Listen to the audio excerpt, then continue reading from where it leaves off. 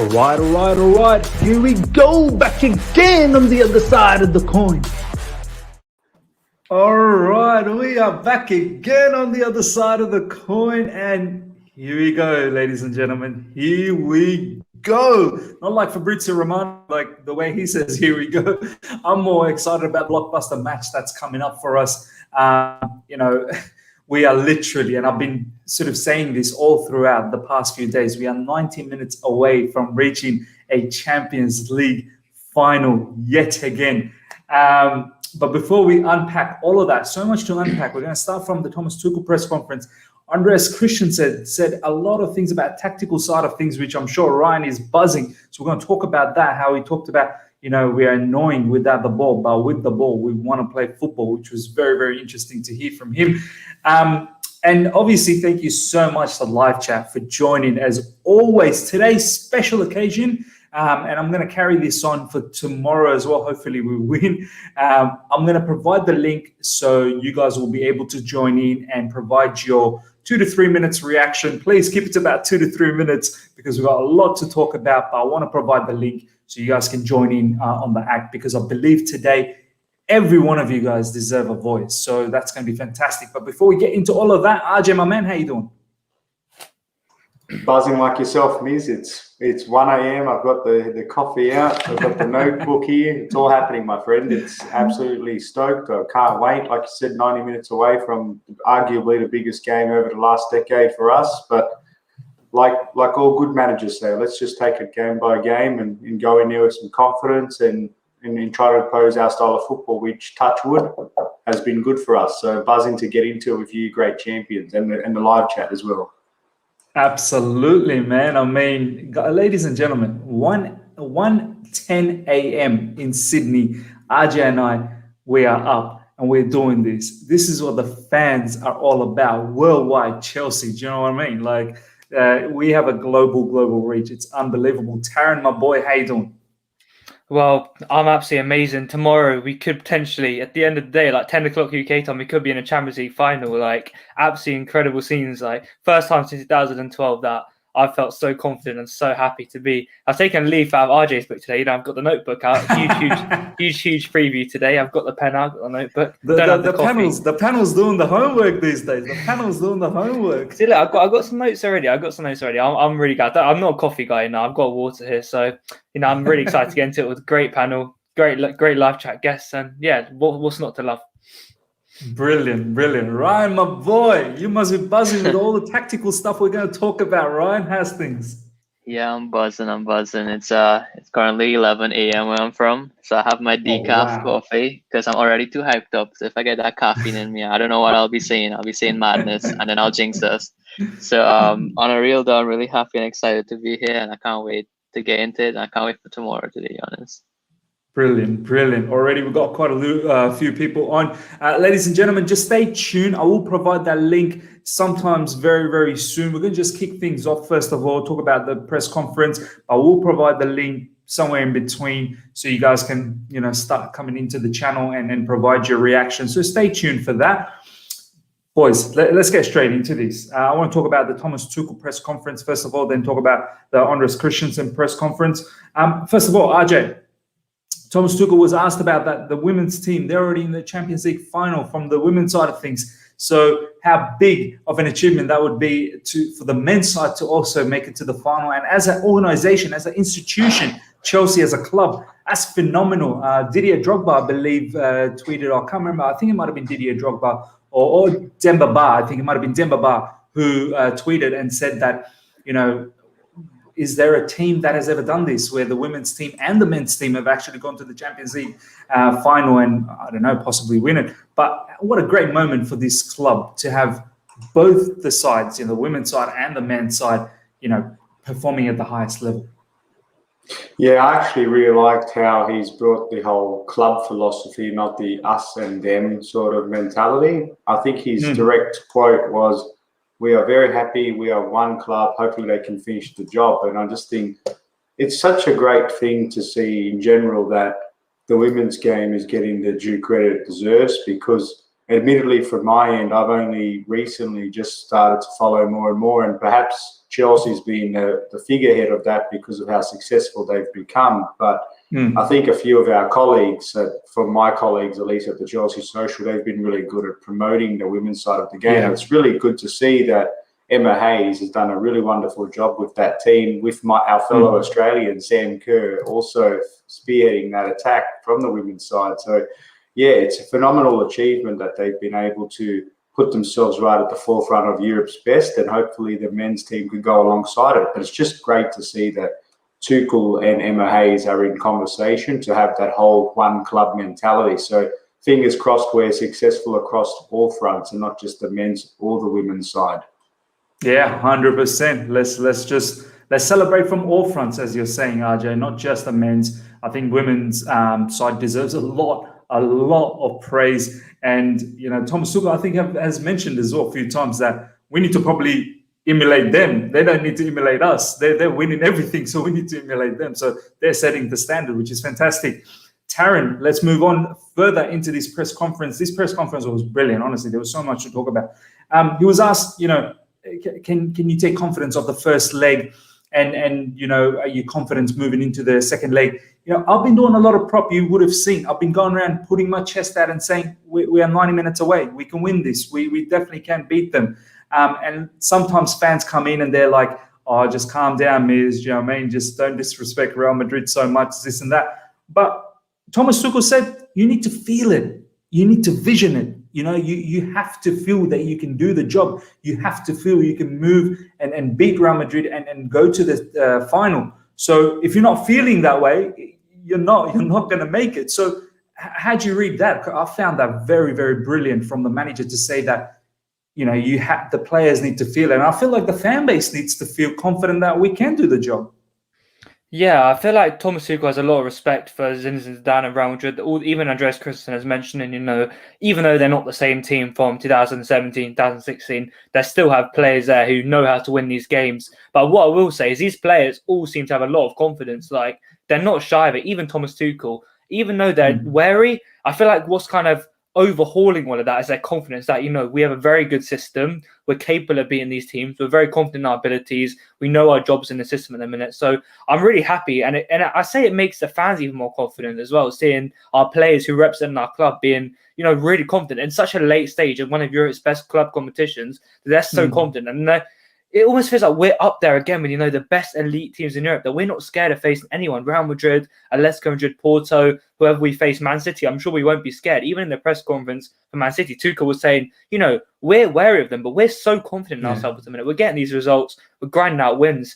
And I just, I can't help but feel confident as well from this game, from what Tuchel's saying, even though Zinedine Zidane, he's a very good manager, but I think Tuchel even mentioned him, is Zinedine Zidane in your office, like, watching you at the minute because of the questions he was asking, team, like, these journalists are asking lineups, and he said, I'm a very experienced manager. I know what it's like. I'm not going to come out and say my lineups, but that just again makes us feel this guy is the real deal. I know that's such a weak quote to base it around, but this guy is just, so much confidence to the fans watching. And this is why I have such a big white cheesy smile on my face, It just makes me so happy to see. But, we can go out and beat anyone in world football. I mean, I'm not going to lie. Like, we have a lot of confidence. We're playing really good football. We're so solid to beat. And, the managers and the players keep saying we're really hard to break down. I'm sure we'll get into this a little bit later.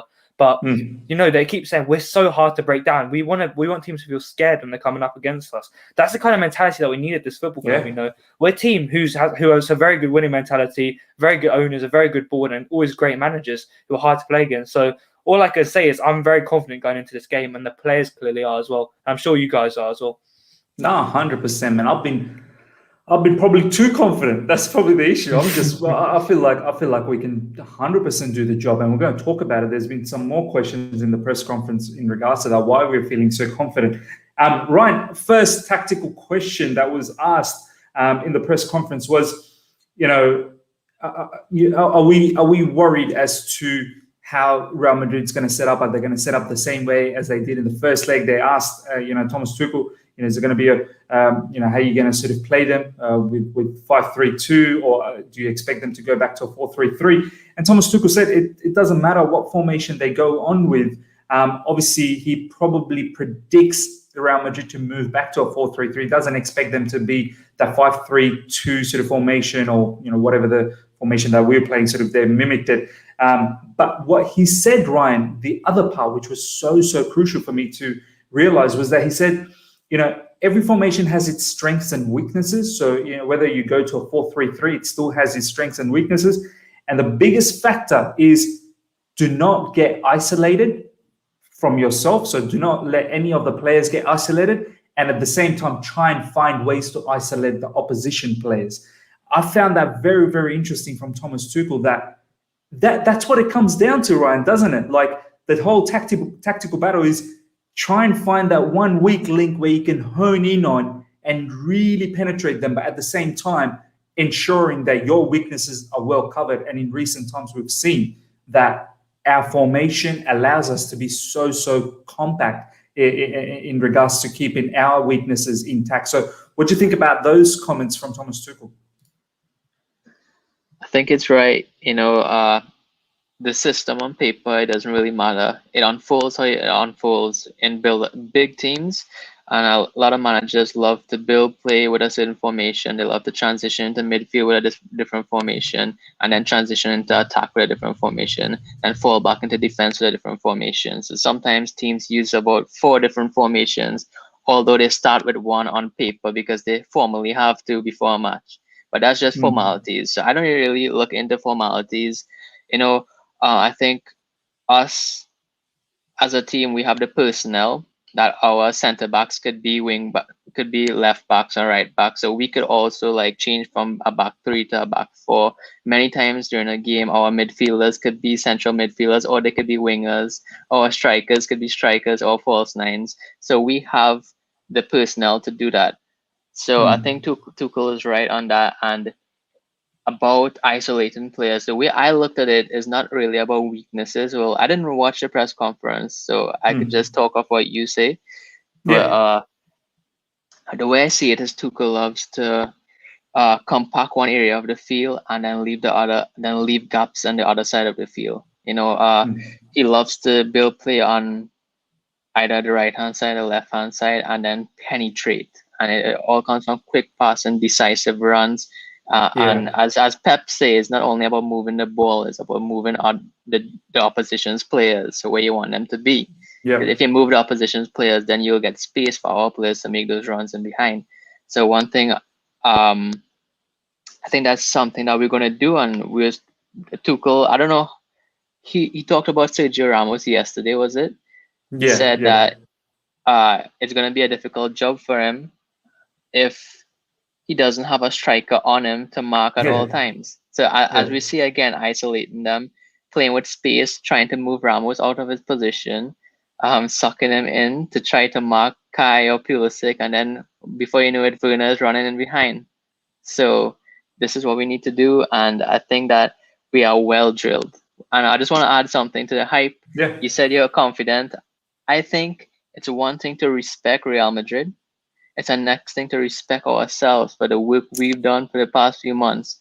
How we scratched and clawed to come from 9th to where we are now, to come up to the Champions League semi-final, to put in the performances we put in under so much media pressure from everyone when Lampard gets sacked. We deserve to be here. And Real Madrid are the bullies of European football. They see a closed wound and they'll open it back up. They see a small weakness and they'll tear it apart. They're the bullies of European football. And we need to go in there and see that they are a wounded team, whether they are second or third or wherever in La Liga, or even though they're doing okay now, they are a wounded team. They're not the same Real Madrid. And we need to go there, seek out that wound, and absolutely smash them. So it's not only about being confident, it's having that killer instinct in a semi-final that we deserve to be here just as much as you do, or even more. So, 100%. I love it, Ryan. Honestly, absolutely everything that you said, and we're gonna, extend on that. But before we do that, Advait, the Real Madrid fan, he is in enemy territory right now. How you doing, Advait? Indeed. I'm doing good, Miz. Apologies for the delay. I had to quickly get dinner, but That's all right, bro. I'm Last week before the first leg, I was excited, but this time I am excited plus hella nervous. So, yeah, look, thanks for having me on again. Looking forward to another good chat. Absolutely, man. We're gonna get a lot of Real Madrid information from you very very soon. But we're gonna continue with RJ talking about the press conference a bit further from Chelsea point of view. Just like what Ryan said, RJ, I want to talk about how he was asked, what have you learned from the first leg, and he's exactly said what Ryan was sort of elaborating on, that what he learned was we can trust ourselves. The team can trust one another. That was a big message of the first leg, that we showed that not only we can compete against Real Madrid, but we can beat them. There's no issues about that. We've got the quality to beat them. And he also said, just what Ryan said, we 100% deserve to be here. It's no luck. It's not like someone's done a mad favor for us to get to the semi-finals. We have played some big teams. We have put on some big performances, and we deserve to be here. And as Ryan said, once again, we need to respect the fact that where we've come from this season to where we are, there's no doubt that we need to trust ourselves, that we should be able to beat them. So that was a very, very important message. What do you think about that when he was sort of resonating on those comments? Yeah, I absolutely agree with what Ryan said. It is about finding a balance between respecting your opponent, but also recognizing what you've achieved to date. And I think that's a powerful message from Tuchel, because, when you're trying to analyze this game pretty objectively, even from a neutral point of view, you look up the strengths and weaknesses of both teams, or the pros and cons for both, and you'd have to argue from an objective point of view that Real Madrid is the more seasoned and more experienced of the two sides. And many will argue at this stage of the competition that experience is quite invaluable in terms of progressing to the next stage. It can be a real point of difference, especially not just experience, but a team that's experienced in actually winning this tournament more often than not over recent seasons. So it's just, I think Tuchel's just trying to drum home to his players that it's all about the old conundrum of the past performances don't predict future outcomes. And I think he means that in the context of Real Madrid. In other words, just because they've been there, done that, it doesn't mean anything. What matters is the here and now. Chelsea today, since he's taken over, have demonstrated time and time again that despite the obstacle or the hurdle, they've been able to overcome it. Liverpool in the league, Tottenham in the league, Porto, Atletico, who were top of La Liga at the time, Manchester City, dominant team going for the quad. We overcame them, in actual cup. So it just continues to, time and time again, this Chelsea side should believe in their own hype to the extent that they don't fear anybody. Respect all, fear no one. That's the mentality. And I really thought that was quite powerful from Tuchel. So hopefully they do back themselves. But I'm sure he's told them behind the scenes, I want you to be confident, but at the same time, Toni Kroos, Luka Modric, Karim Benzema, if you get too cocky, you know what's going to happen. So let's just be smart about it. That's all. So I thought, very sharp message. 100%. Well said, RJ. Taryn, I want to talk about this particular point from the press conference. Obviously, every journalist always asks about this, that our defense have been phenomenal since Tuchel has taken over. No one can say anything about it. Obviously, RJ in the review showcased those stats, which showed that we were one of the best in Europe, if not the best in Europe, to be honest. But our attack hasn't been that great. And they obviously talked about Timo Werner again, and now he's missing those chances, big chances. Against Real Madrid, we missed a massive chance from Timo Werner. But I loved, once again, Thomas Tuchel coming into the rescue and saying that, we do this job together. It's a team job. It's not just Timo's job to make sure that we go in front. It's a team, collective unit. Everyone helps each other out. Everyone ensures that they're fighting for each other. And at the end of the day, it's the team that needs to go out on top. It's not just solely on Timo. But looking at both sides of this, I mean, we got to be clinical tomorrow, right? Like, I feel like if we do get that opportunity, we cannot let Real Madrid get away with it again. But do you understand both the sides, as what Tuchel was saying, that let's not put so much pressure on just the one player, because he shouldn't just have to carry Chelsea. But at the same time, we have to put them away when the opportunity comes. Yeah, I mean, I like how Tuchel kind of defends Werner. He speaks the truth, I guess, sometimes, but it does look like he's defending him at times. And I know a lot of questions about his chance misses, but Tuchel's always kind of commemorating the team effort of things. He's never talking about individuals a lot. He always kind of brings it back to a collective. You know, we win as a team, we lose as a team, which I really like to see as a manager. I don't like to see a manager who singles out individuals for stuff like that. And yeah, but thing you said about Timo Werner, if he's missing big chances tomorrow, I don't care if it's for the team, it's for himself, it's for anyone. That's going to cost us a place in, and that's nothing to do with the team if he's missing them chances. And the fact that I want to talk about a player, Mason Mount, a little bit now.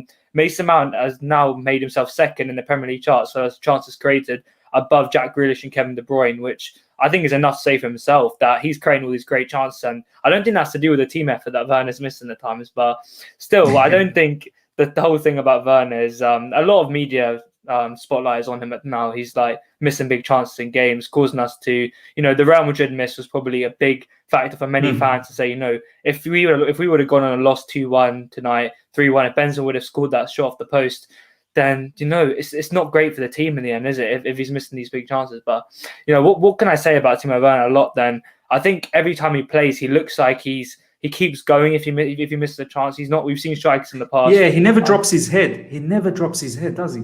I'm not going to single out any particular players from my club before, but some players in the past have, missed a chance. Has gone on for the rest of the game with their heads down. I know Werner, he missed the chance, and you can tell he's a little bit shook, but he keeps sprinting. He keeps trying to create an assist. Keeps trying to make chances and keeps trying to help the team. And that's going back to the collective, as it's a team effort at times. Yeah. Werner's always saying, and when he's asked questions, I think he did a press conference a few weeks ago.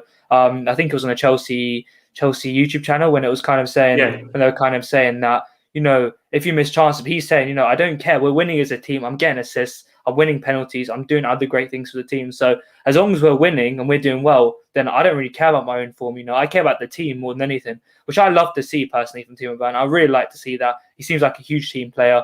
And if he's doing his best for the team and he's missing, I don't think there's much else he can do, unfortunately. Things aren't going his way. He's missing chances. It's been really bad luck from this season, coming over from Germany. We've mentioned this with RJ and Ryan and Umiz kind of saying it's hard to adapt to a new country during COVID without your family, things like that. So you don't know what's going on behind the scenes, but I like how he's always doing stuff for the team. And Tuchel appreciates that. He wouldn't play him every single game. He wouldn't start giving him as much minutes in big profile games, Man City, Liverpool, Real Madrid, if he doesn't think that he's a good team player and he does a lot for the team. So in the end, I think the kind of positives outweigh the negatives, in my opinion. But, we've discussed enough about Timo Werner on this channel. So, I could go all day. I'll let someone else have the speak. No, but it's well said, man. I mean, he may be missing chances, which he has to correct. He 100% has to correct. But the lad has been helping out with assists, getting penalties, winning penalties.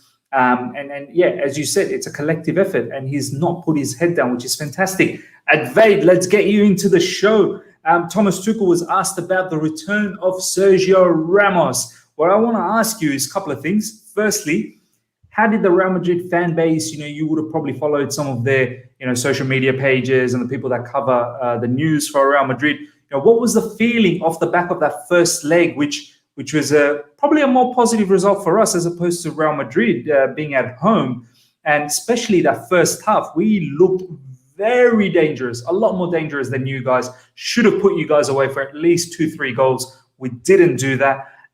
So talk a little bit about that, but at the same time, the fact that Sergio Ramos is going to be back, what does that mean for Real Madrid?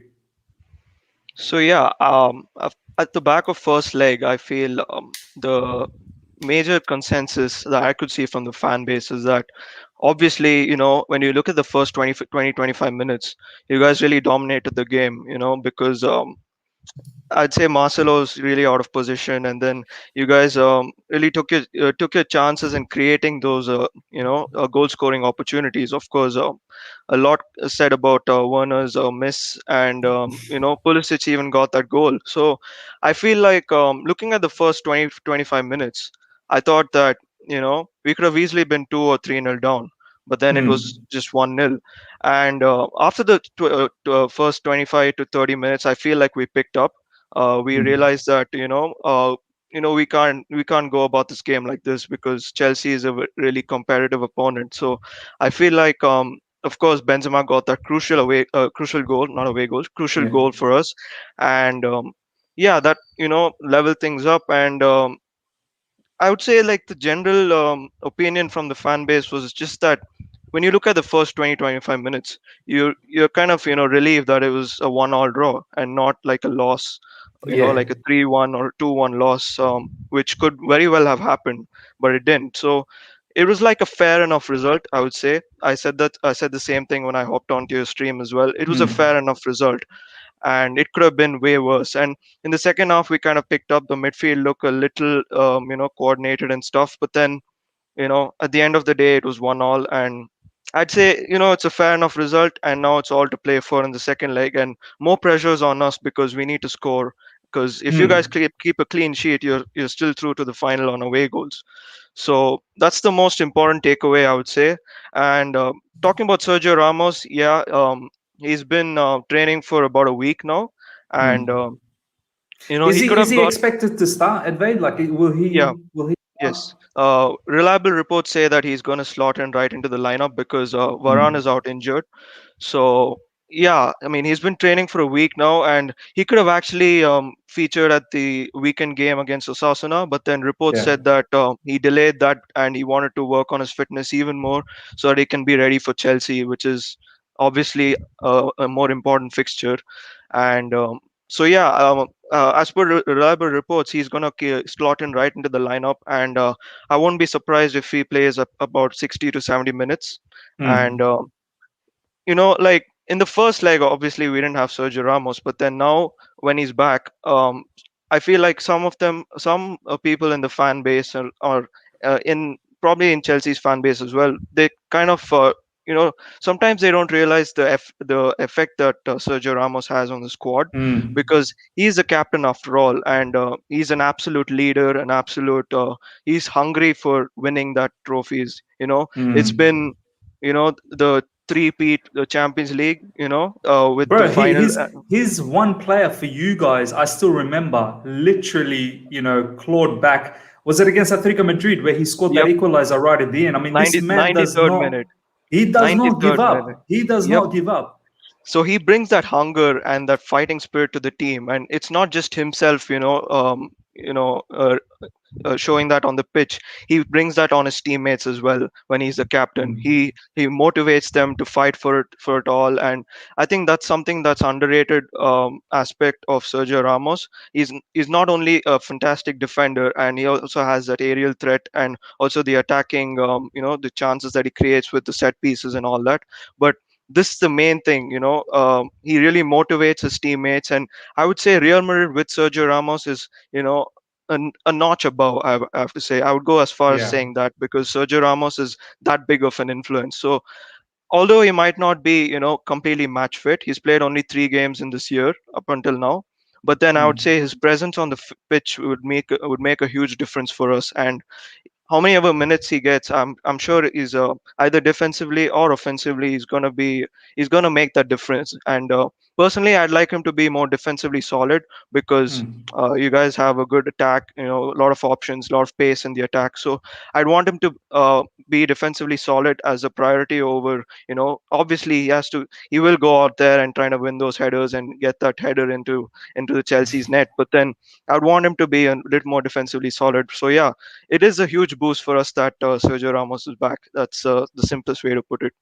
Yeah, I think it's similar to how, well, not completely similar, but I can understand the sentiment when we have Thiago Silva at the back. We feel Yep. very, very, secured and calm. And his experience in this sort of level Yep. is huge. It's huge, and it's a calming factor. Ryan, let's get you into the show again. Thomas Tuchel was asked about, forget about the first leg. He was saying, how do you approach this second leg? Literally, you can keep a clean sheet, as Adved said. We can keep a clean sheet and move on.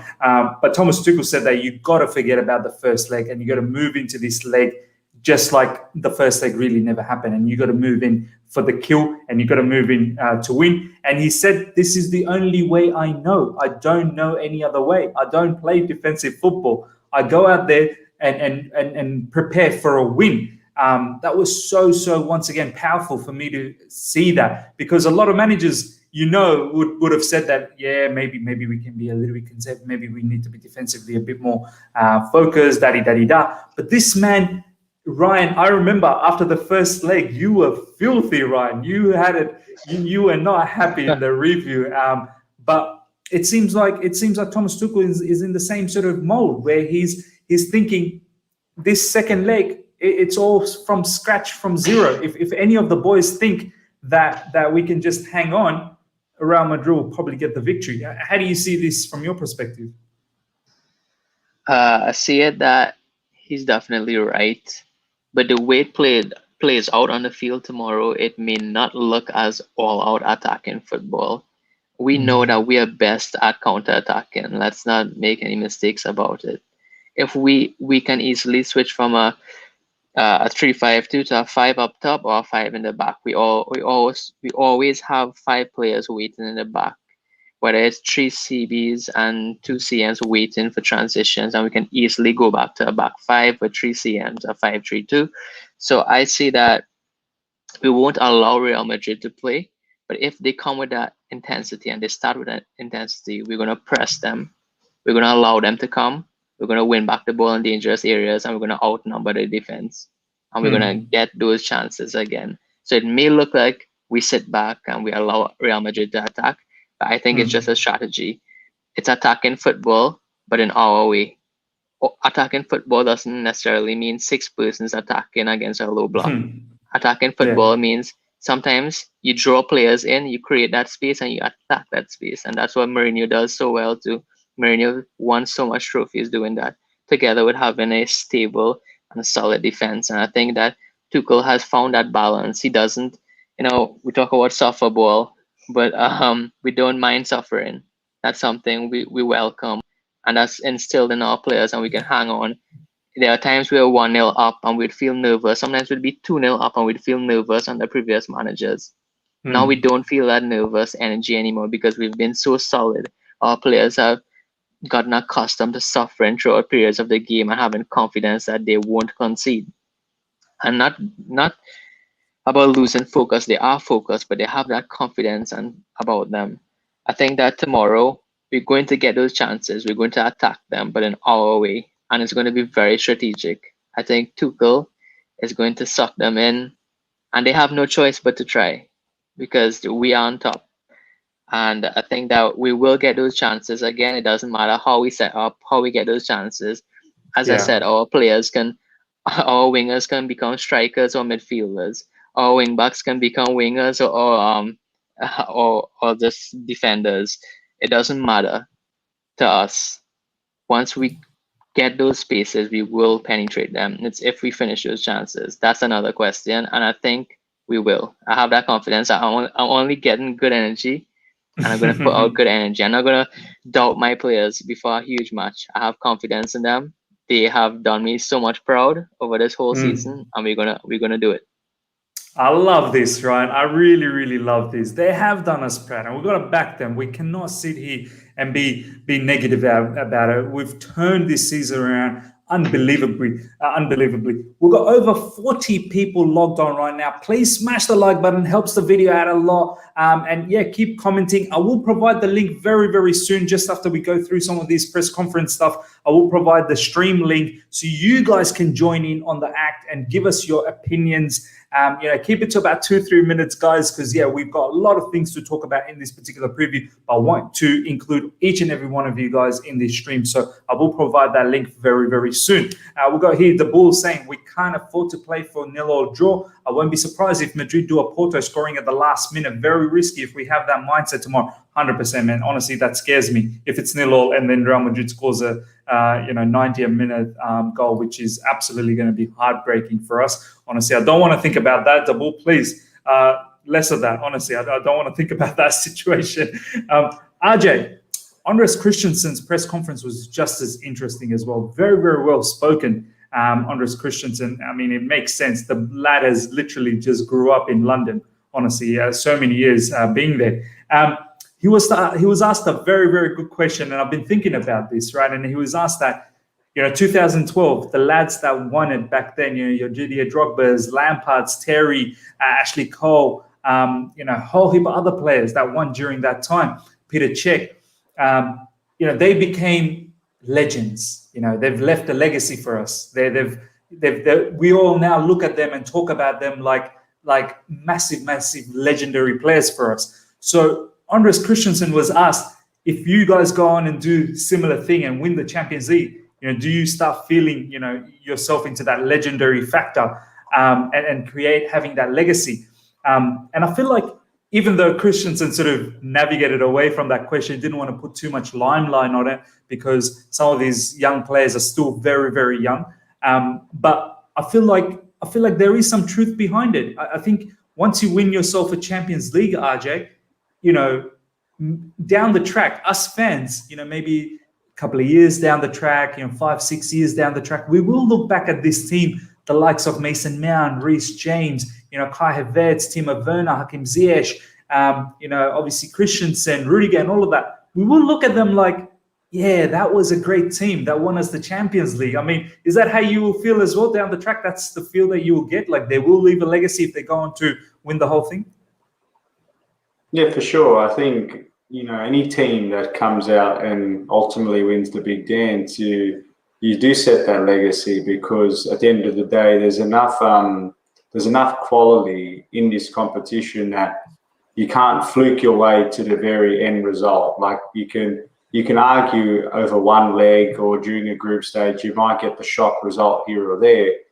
But like I said, there's enough good quality out there that if you are to be the best, you've got to beat the best, and to be able to win the Champions League, it is something that commands respect, and it is something that as a fan base you will reflect on fondly because at the end of the day, this is, regardless of what people say, I think the Premier League is something that, and any sort of domestic title, that it respects sheer consistency, whereas this competition reflects a combination of consistency, but also moments of actual clutch and sort of sharpness in a key moment. So it's really winning the big matches on the big stage. So this is something that all players strive to achieve in top-class football. It's to being champions of Europe or the champions of South America. Same with the World Cup. You want to win these knockout tournaments because ultimately this is the short-form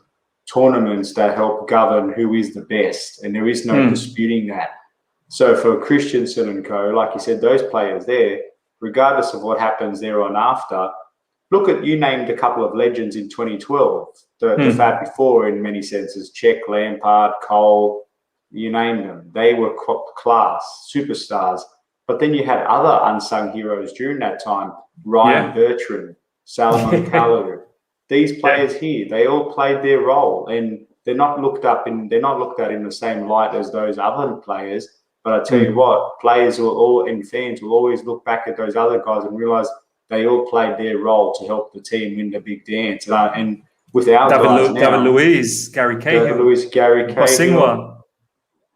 exactly. They all played their role. Torres came on. They all had their role to play. But with these guys here, you look at Mason Mount, you look at N'Golo Kante, you look at Thiago Silva, Christensen, Mendy, etc. But then you've got the other unsung heroes. You probably look at the players like your Ziyechs that will have a bit of a role but might not have the same prominent role. At the end of the day, it's a team sport that depends on individual moments of brilliance. So overall, if we win this, that's going to be massive for us and could really set the platform for some of these young stars to go on to win bigger and better things, unlike the golden years of those former superstars in our club. Yeah, no, 100%. I feel like, as Aiden said, this is the beginning of a legacy in one of the live chats here. We've got Deepak here saying, I'm excited and nervous both at the same time. We've got Pri as well saying, I'm so nervous. How you guys so calm? Look, we are nervous inside, but we got to carry on. We've got a show to do here. Exactly. We've got the coffee out and whatnot. Taryn, I want to wrap up the whole, press conference with a very, very interesting a question that was asked to Andreas Christensen, which was, what has been the biggest difference since Thomas Tuchel has come into the side? obviously in the press conference they were asking, defensively, you guys are so difficult to beat. With the ball as well, you guys look very, very good. We showed the stats. RJ showed the stats the other day, and you were surprised, Taron, that how many opportunities that we create on a game-to-game basis. We just don't put the teams away. And I love the way Christensen said that, without the ball, we are annoying. We are very annoying. We try and I loved what he said, that we look at the opposition. So if the opposition loves to have the ball, we try and take the ball away from them. We let them run around because they like to have the ball. So it's on us to keep the ball to our sides because they may not enjoy running around. So that was interesting that's how they're turning that around. And then he was saying that when we are with the ball, we want to play good football, and Jorginho, he mentioned Jorginho because the press conference, they were asking about Jorginho, and he was saying Jorginho is very important in the midfield to play that kind of good football, ensure that we're passing quicker and we're just moving, having the right tempo. What do you think about that when Christensen said that we are very annoying without the ball because Thomas Tuchel wants us to work hard a lot without the ball? Oh, and he also said it's a known factor in Germany because he played in Germany, and he was saying in Germany, the focus is a lot about discipline, structure, and without the ball, intensity. What you got to say about that, my man? Yeah, Christensen seems like, he's very aware of what Tuchel's trying to do. Like, we can see it in game as well, what he's trying to do. Against Man City, we tried to hold the ball as much as possible. We tried to, as Ryan said earlier, we tried to move them around, open up the gaps, like moving them around the other side of the pitch and try and switch it at times. And I feel like Tuchel knows very well how to frustrate teams. We saw Luis Suarez. I'm going to bring up another example. Luis Suarez against Atletico. We took him completely out of the game. We put Rudiger, man marking him, frustrating him, saying stuff to him the whole game. I'm not going to say, just frustrating him basically the whole game, just trying to annoy him so much. And I feel like Tuchel has mastered that to a T. We've always kind of mentioned Atletico, the dark arts teams, Atletico, Porto. And I feel like to be a real good team, as Jose Mourinho said in the All or Nothing documentary, you need to be like a really beast, like a team that teams don't want to play against. I don't want to say the word again, but like a team that nobody wants to play against at times. And you can be a really aesthetic on the eye team. You can be, really nice to play against. But when it comes to moments in the game where teams are battering you, they're coming up against, they're frustrating you, you need to be up for their physical battles. You need to be there to deal with whatever they're doing and give it back to them. I feel like Tuchel's done that very well. He's mastered a way of introducing Rudiger, Galen Silva and Mendy, who's a very vocal player, into the team. Jorginho, who doesn't take much of players. Kovacic, Kante. I can name all day with these players. He's gotten that right, but we also play nice football. We play very strong defensively football. He's got a very nice balance going on. And the way Chris said about Germany is true. German football is very tactical, I believe. It's very tactical. A lot of teams like to play high lines. They like to press a lot. They don't like to be sit-back teams like your Burnleys, your Sheffield United at times. They like to play good football. They like to press high. They like to frustrate the other teams. And Tuchel's kind of brought the influence into our teams. We've seen with Ralf Hasenhüttl. We've seen it with all these other German, Jurgen Klopp, that they like to frustrate teams. They like to play with the ball to frustrate the other teams, to cause issues for the team. And that will open up gaps. That will tire out the other team. That will cause fatigue. That's what Tuchel's trying to do. And I'm absolutely loving that. I can't lie. And I'm not going to lie. This sounds really bad to say on live, but I'm not nervous going into tomorrow's game. I'm genuinely not nervous. I'm just excited to watch the game and see how Tuchel, every game I'm learning something new about this manager, different styles of tactics, putting Azpilicueta right wing back, putting Mason Mount CDM. Every single game is something new with Tuchel that I have no clues. Like I said, bring out the rabbits out of the hat. It's like the TARDIS. From the outside, it's just like a box. But when you go inside, it's like a huge room, but with contraptions, devices and everything like that. It's just absolute majestic thing that's going on at the minute with Thomas Tuchel. I'm learning stuff. And Andreas Christensen knows it very well. He seems like he also mentioned the formation as a big factor. That the formation is kind of helping with the players. They know exactly where to be at times. Obviously, he said that Thiago Silva, I believe, was asked about Thiago Silva as well. That I feel like he didn't mention Thiago Silva much because again, it's coming back to the unit as a team. The mostly fighting as a team is not about individuals in this team. We're not relying on like PSG, for example, with Mbappe, Neymar. We're an individual team. We fight as a team. We lose as a team. We actually batter teams as a team. So, Christensen knows very well what Tuchel's trying to do. And that's why I'm not nervous tomorrow because Tuchel's got us playing great football and he's not scared of physical battles. If Ramos tries, I saw a comment earlier saying if Ramos tries to tactically injure us, we'll give straight back to them. We won't have that. Thomas Tuchel will not have that. He'll go up to the Porto manager at full time and say stuff. So, I'm not scared at all. I'm really excited for this game. No, so true, man. We have that, that mongrel in ourselves. We don't just sit down. We go and give it to opposition as well physically. This was probably a complaint in the last few seasons where we haven't been physical enough against other teams. But I feel like we got that physicality back. But at the same time, you're right, Taron. it was so interesting to see Andreas Christensen so calm as well in the press conference. It's like he just knows. He knows. He trusts the team a lot, and he mentioned it as well a few times that we're growing as a team. So every game we're getting better and better, and we're growing, which is fantastic. Ladies and gentlemen, that pretty much covers the press conference side of things. I have provided you the link to join. We've got Declared here. We're going to bring him in. Declared, my man, another fellow Aussie here, 1:52 a.m. We are all killing our sleep, and we are doing this. Proper fans worldwide. Declared, how you doing? What do you think about the match, man? Good morning. Good morning. G'day, Declared. Firstly, I want to say, regardless of what happens next to the games, rest of the season, Miz, RJ, Taryn, Ryan, Mr. Real Madrid, and the live chat, been a good journey so far. Been happy to be on the journey with you. I'm probably going to need more than 3 minutes, Miz. That's all right. Continue, my man. It's a good thing RJ and Taryn's got notes. They can take notes. Good. Right now. It's another press conference here. Look, I'm a bit nervous about some of our weaknesses going into this game, being that Hazard starting, and our weakness at set pieces. I think that's why Azpi will probably play right wing back. The height of the team is the main simple thing there, and Hazard probably is the only key to them to unlock our defense. That's the only feel. But when it comes to advantages, I think that Real Madrid have to change the tactic again because it didn't work the first time.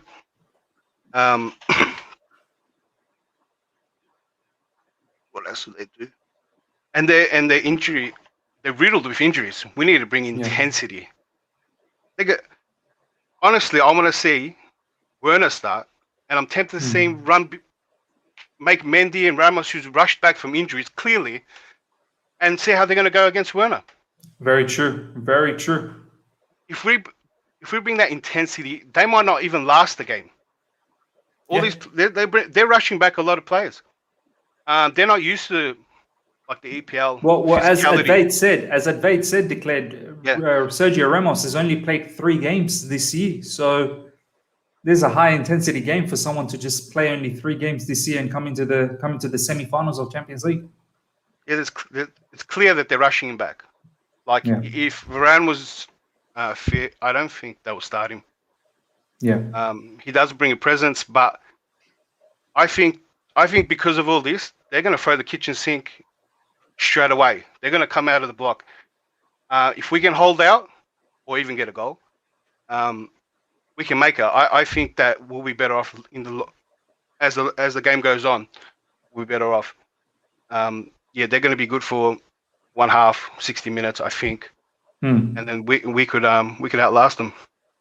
That's probably our best advantage.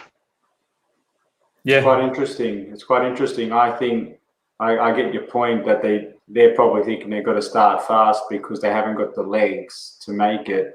But on the flip side, I think the other perspective might be that given that some of these players are being rushed back, that it might not be in their interest to kick off straight away and try to work their way into the match, given that it's evenly poised, and they might see it as the longer that they hold out, that they sort of try to then go for it all towards the last half an hour, knowing that we have a less chance of striking back if they're able to pull one. So it is quite interesting to see how Zidane's going to place them. Yeah, man, and you know what?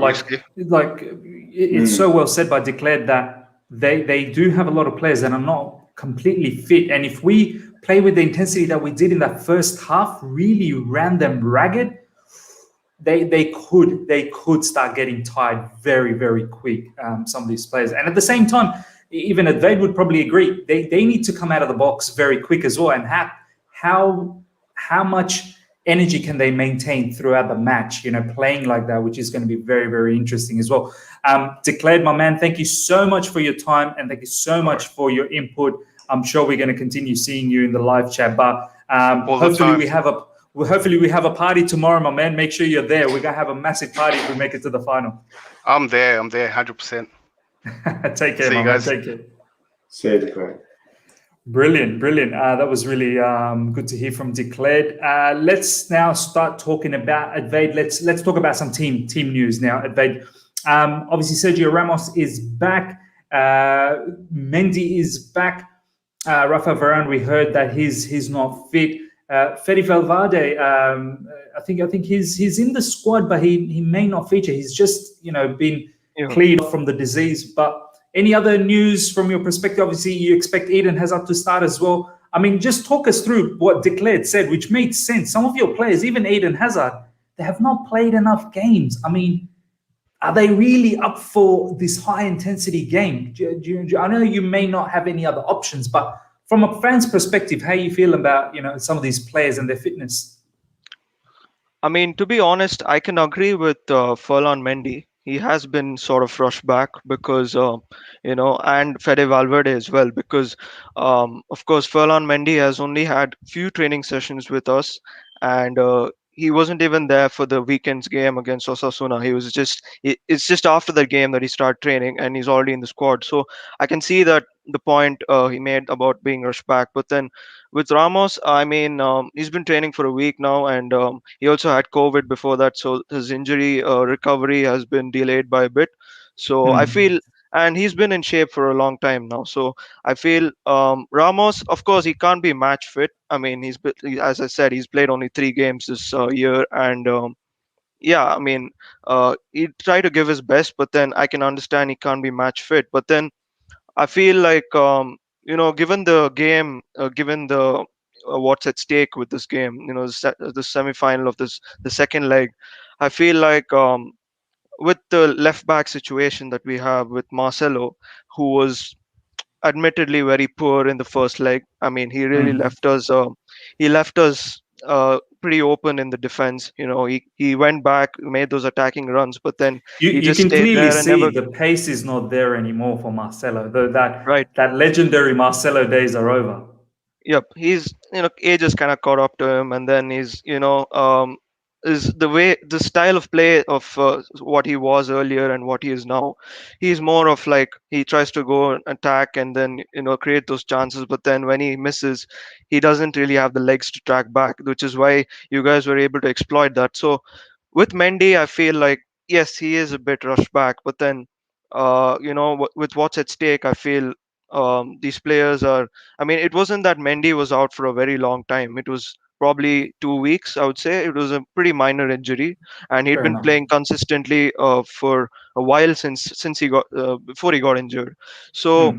yeah, he was rushed back, but then with the left back situation, I feel that he has to start. And of course, with Fede Valverde, he hasn't had a training session with us in a long time now, and he just before I read some news that Real Madrid had to delay the plane to London by 20 minutes so that Fede Valverde could get on because the COVID test was apparently delayed. So yeah, he's been a last ditch inclusion into the squad. But then you know maybe I would, if I was Zidane, I would probably not start him. But then he could make could be a pretty impactful sub coming on off the bench, Hmm. because I feel like if you watch the El Clasico, he offered a lot with the pressing and going forward, and he also, people associate him with being a midfielder, but then you've seen in few games he's also played on the right wing where he offers that threat going forward, but then also tracks back and adds that extra man in midfield to create that press, which, to be honest, if he was fit, I would put him straight into the lineup, because I feel like Hmm. if off the ball, I think uh, we need that extra man in midfield to press you guys. So, but then it is what it is. He's just back from COVID, and then he's gonna have a training session right before the game. And yeah, another point is that Cruz and Modric, yeah, they were rested for the game against Osasuna, Yeah. and Yep. this was a deliberate decision by Zidane because you know. I wouldn't say this is an excuse or anything, but in the first leg, you could clearly see they weren't completely fit. Cruz was just back from an injury. Rich had some back issues as well. But then, so they got that well-deserved rest against Osasuna, so that they're all good to go. So as far as the team news is concerned, I was really happy seeing the squad, because with 58 injuries now, and Oof. the kind of squad list that you Real Madrid fans tend to see after each game, you'd see like guaranteed misses in the lineup. Hazard was Yeah. out for long. Yeah, And I saw your tweet. I saw your tweet. How happy you yep, were that, oh my God, yep, finally you got a squad that has yeah. all the key names. Yeah, we're now missing three players, and which is Carvajal, Varane, and Lucas Vasquez. So I'm happy to see the squad that's traveling to face Chelsea. But I also want Zidane to know that some of the players like Valverde haven't really had a training session, so you should be wary of how he tries to use them, because you don't want them to get injured again. And of course, Mm. coming to Hazard, um, he played 50, I would say he played 15 minutes against Betis. He was really good there. He played about 25 minutes in the first leg. He tried to create some chances. We could see his passing. He looked pretty fit, and that was again emphasized in the game against Osasuna. He got a good 70 minutes.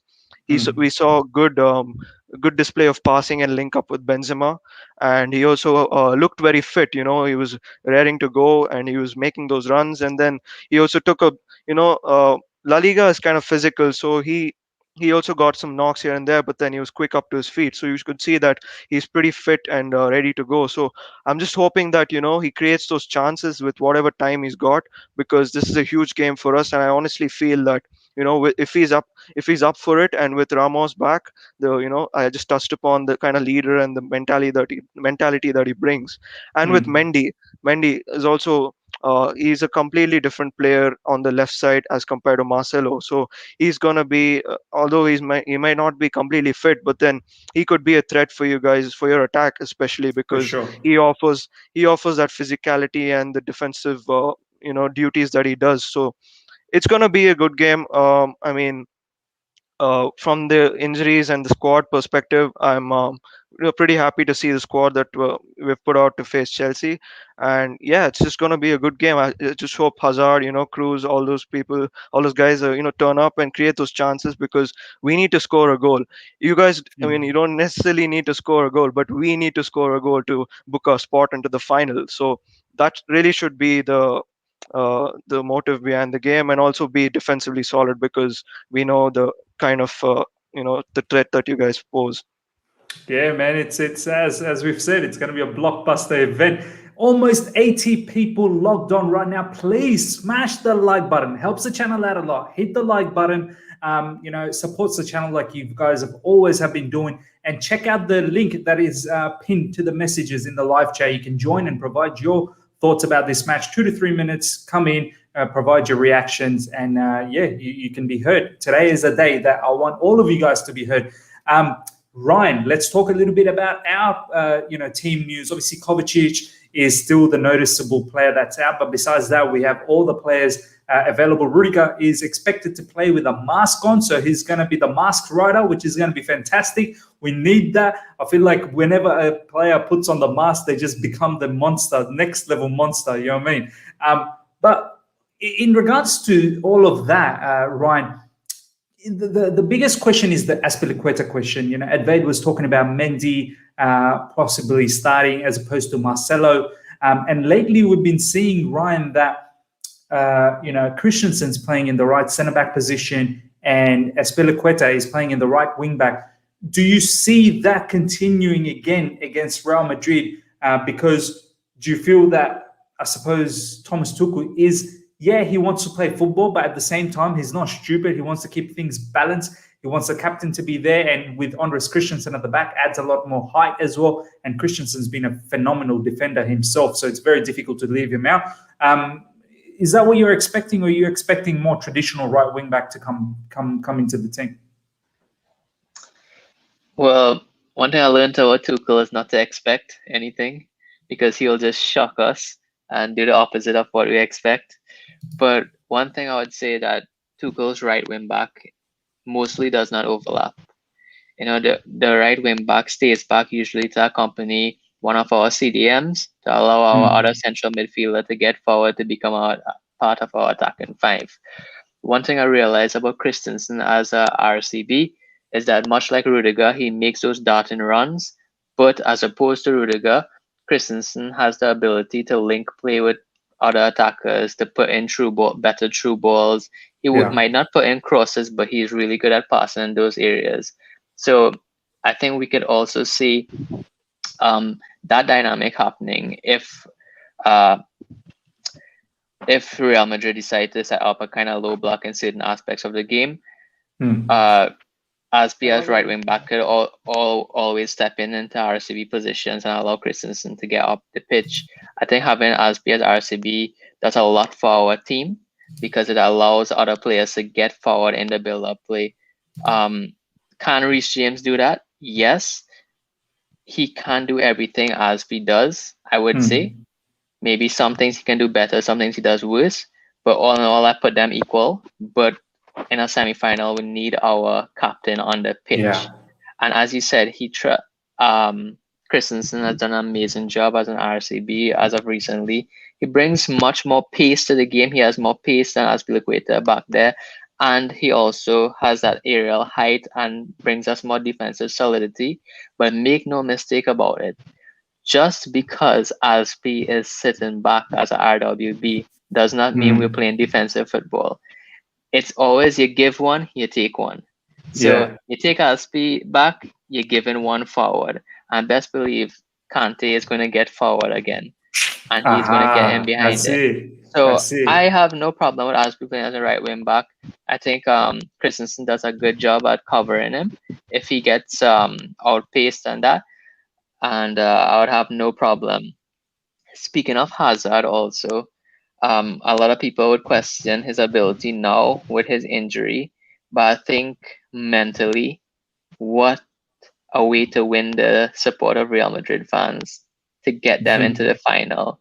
And I think we're going to see a hungry Hazard tomorrow if he plays tomorrow. Yeah, boo! And, as Ajay said, boo! Yeah, so, I think that hungry Hazard, maybe he would not dribble past everyone as he used to, but he has that ability to find a pass that no one can see, find those through balls in, find a good cross, do those one-time flicks into space, which is very difficult to defend against. So he would have, remember Fernando Torres? Yeah, Torres is my favorite player of all time. So yes, I do remember the Zorro Torres. But yeah, I think that it's going to be great. I can't wait to see what tactics Tuchel implements, because I know it's going to be for a reason. And that's a beautiful, as Taran said, that's the beautiful thing of seeing Tuchel's lineups unfold, because he has a reason to do things. He creates space in a certain way that it really puts us in an advantageous position. It's like Tuchel sets up the stage, he puts up the microphone, he puts the lights, he put the smoke, and it's time for our players to play the guitar and sing now. He does everything. Right. He sold all the tickets. He did every single thing to set that stage up. He created all the space needed. It's the job of our players to do the job, and they always do it. They always put 100%. I've never seen a match under Tuchel where our players look lazy. They always fought, and they give 100% into pressing. And I forgot your guest name, what he said, but he said that we need to press with that intensity as the first leg, because that will create the chances. As I've made my threads on how we counter press, and that we do it as a unit, and we do it very strategically. I watch other games where other players try to press from other teams, and they just do it so randomly. It's like it does them more harm than good, because when they press, they create space for their opponents to penetrate. But we do it in a systematic way that we have all sides covered. It's so good. And no matter where Real Madrid try to attack us, we have a plan for it. The only thing I can see Real Madrid getting the best of us, they have the quality and players to have one free kick that can go in, one set piece that can go in, one header that can go in, one good shot from a player who can't even run anymore. Yeah, they've got that X factor. They've got that X factor quality. Do you know what I mean? Yeah, and that's the only thing I'm wary of. And I'm sure our players going to have full respect for them and be on 100%. So, as I said, only good energy. I'm confident. But we need to be aggressive tomorrow. I don't want to see any I think was it Mueller who said that about Chelsea from the beginning. We're gonna let them know that they have no chance. But that him who said that last year. Yeah, from the beginning, we have to let Real Madrid know that they have no chance. That's the kind of mentality you need to have at this stage of the game. No chance.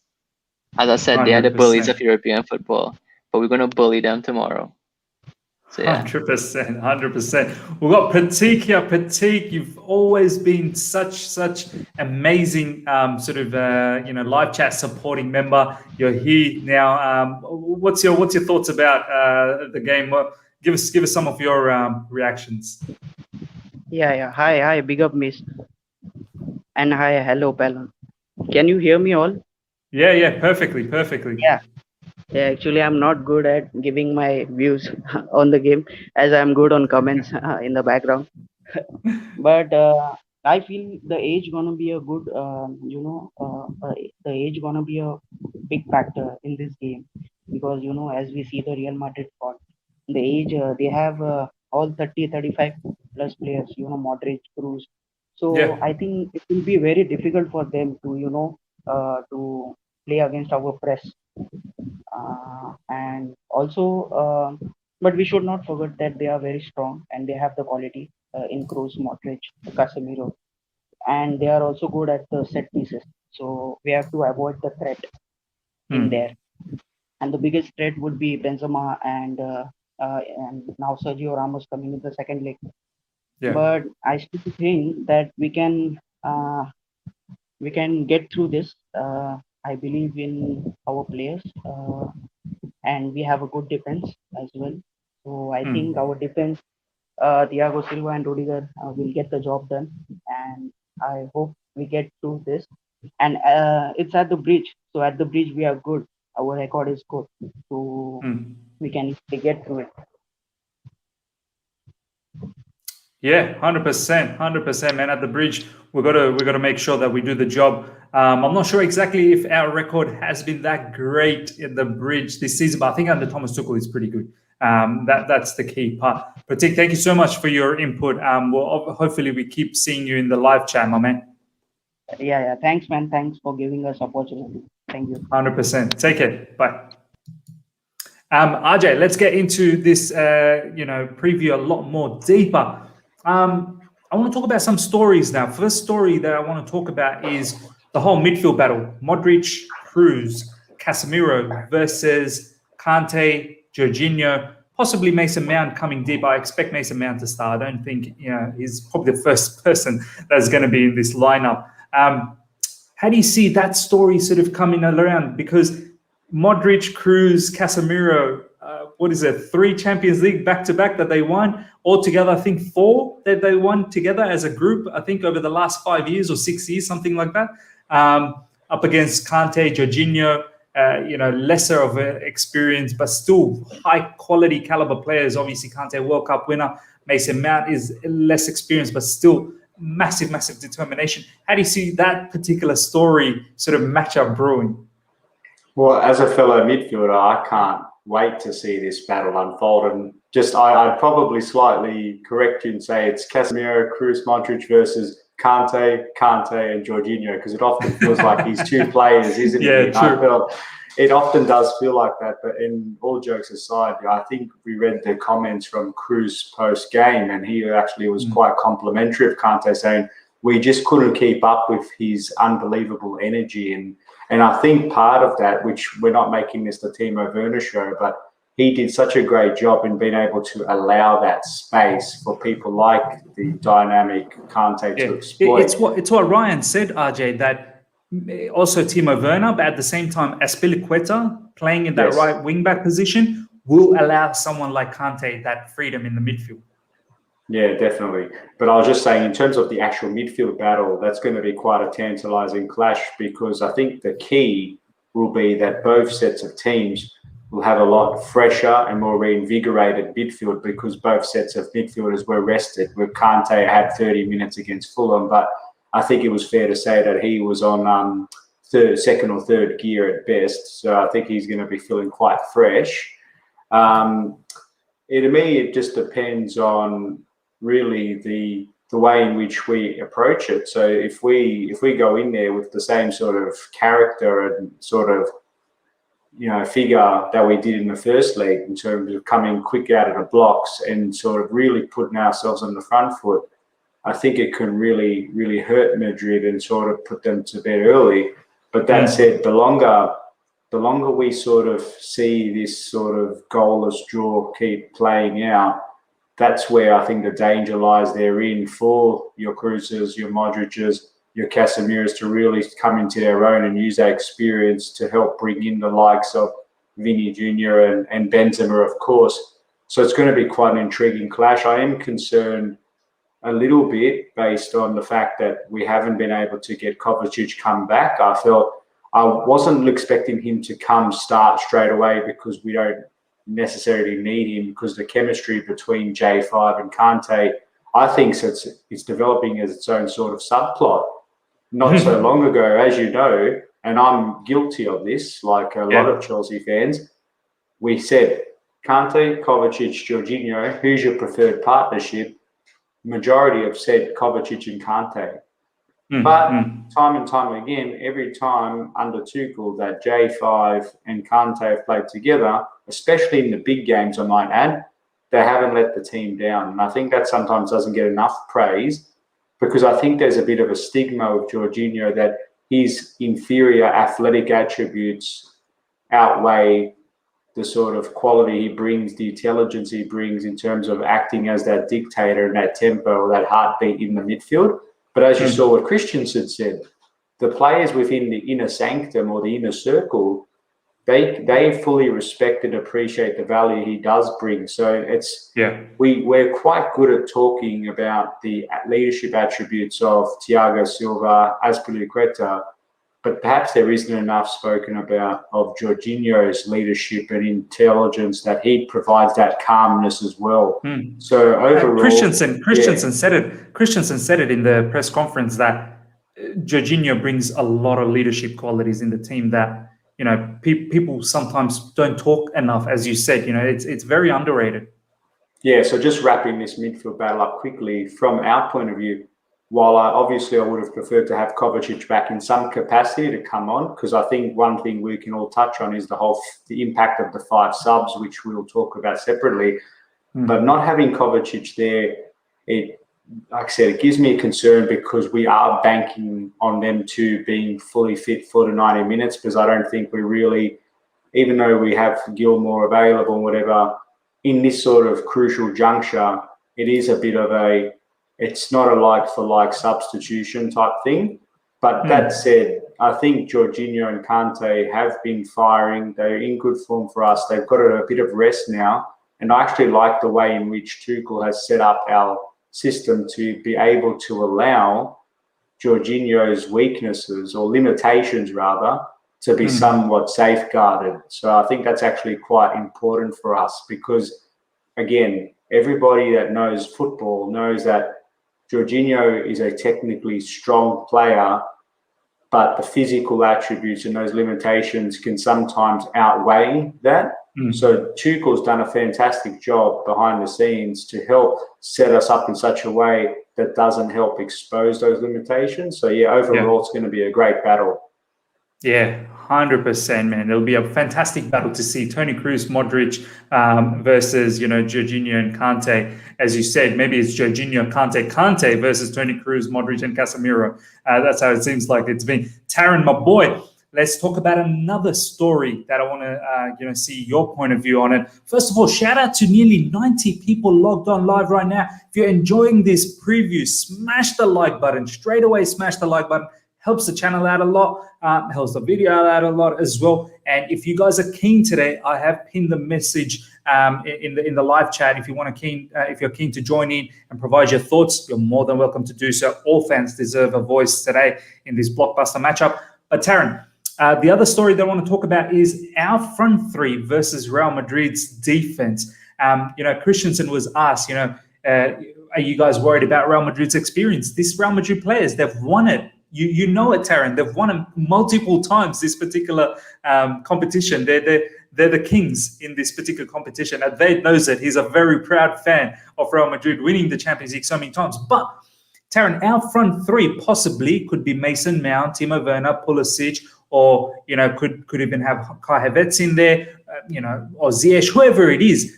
How do you see our young sort of front three versus their sort of experienced defensive backline? I mean, I feel like our boys, they really have a lot to. They probably, it's their time. They feel like it is our time now to take over. Is that how you feel as well? Well, first thing I'll say about this particular matter is that fitness is definitely something that stands out to me. These players are going to be quicker off the mark. They'll be quicker. If we stretch them too much in the game, these players can run for, the full 90 minutes and more. We will definitely see, players in the modern day. We see Thiago Silva as a prime example. He's 36 years old. He's playing every 3 days. Players are a lot more fitter, but still, if you run players ragged for 60, 65 minutes, the way we play under Tuchel, keep moving people around with our fitness, our work rate, it's going to cause issues in the latter stages for these experienced players.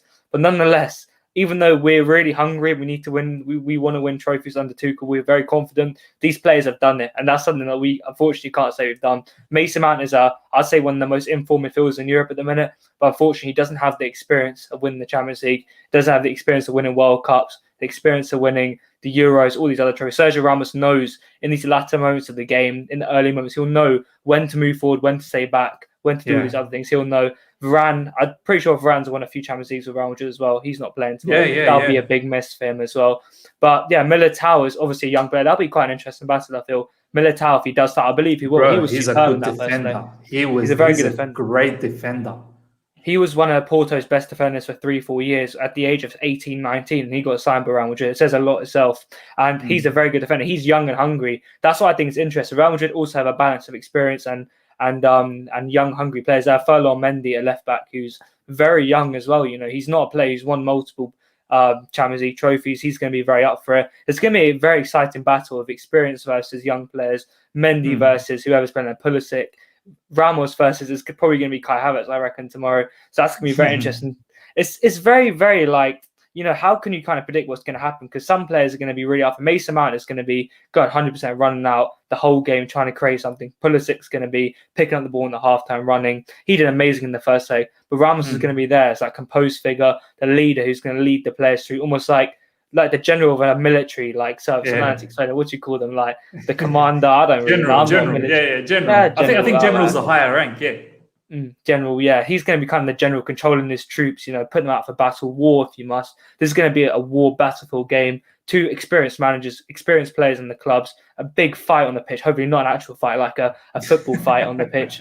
And I just think it's going to be absolutely insane to see how it's going to all unfold in the game. I'm really excited to see how Kai Havertz will perform in this game personally. And I know we haven't got into a lineup yet, but I do think he will probably start after an amazing performance against Fulham to pick up the ball in the half turn. So him against Ramos, I believe Tuchel said, I'm not sure what his press conference it was, but he kind of said that he's going to maybe not put up a strike so Ramos doesn't have someone to battle against. Havertz could be that player who, yes, he will be up for these battles, but also he'll frustrate Ramos. He'll make late runs in behind. He'll draw him out of position to open up the spaces. It's just going to be amazing to see. And I've already mentioned Mount a few times. Every single game Mount is showing people. I always mention it. This is a Mason Mount stand channel. We already established this.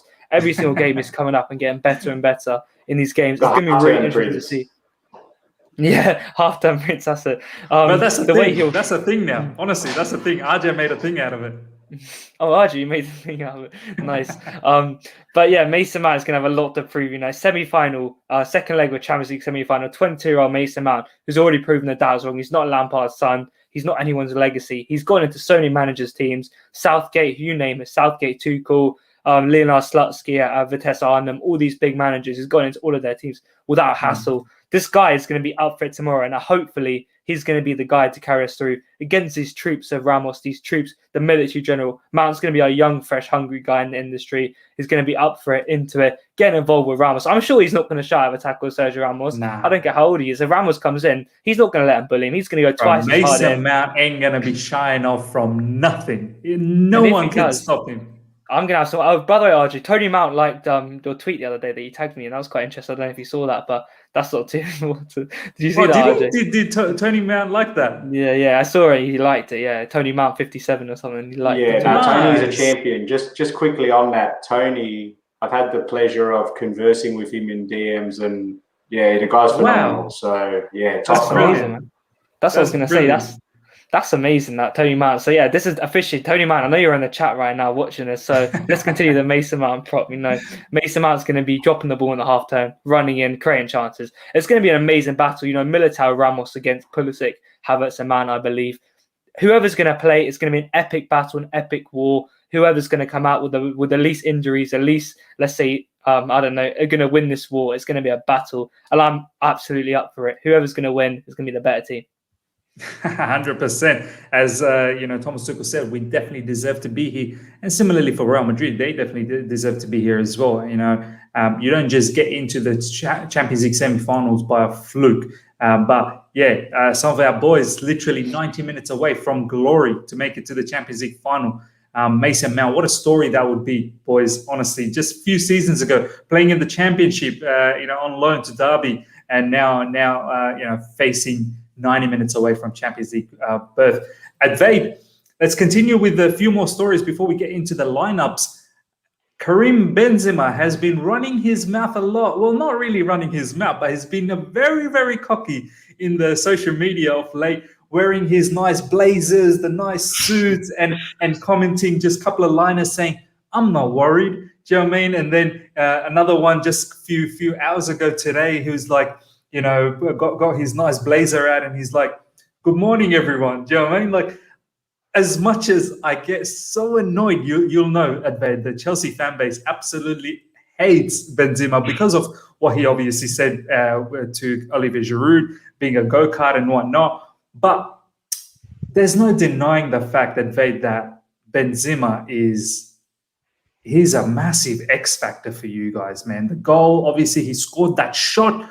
I think it was a left foot shot as well in that first half where he hit the post. Yep.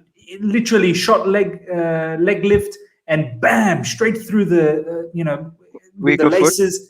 Yeah, with the weaker foot, and Mendy was beaten. Mendy really was beaten. How does the Real Madrid fan base feel about Benzema? I mean, he's got that cockiness about him, but he really does deliver when it comes to the big stages.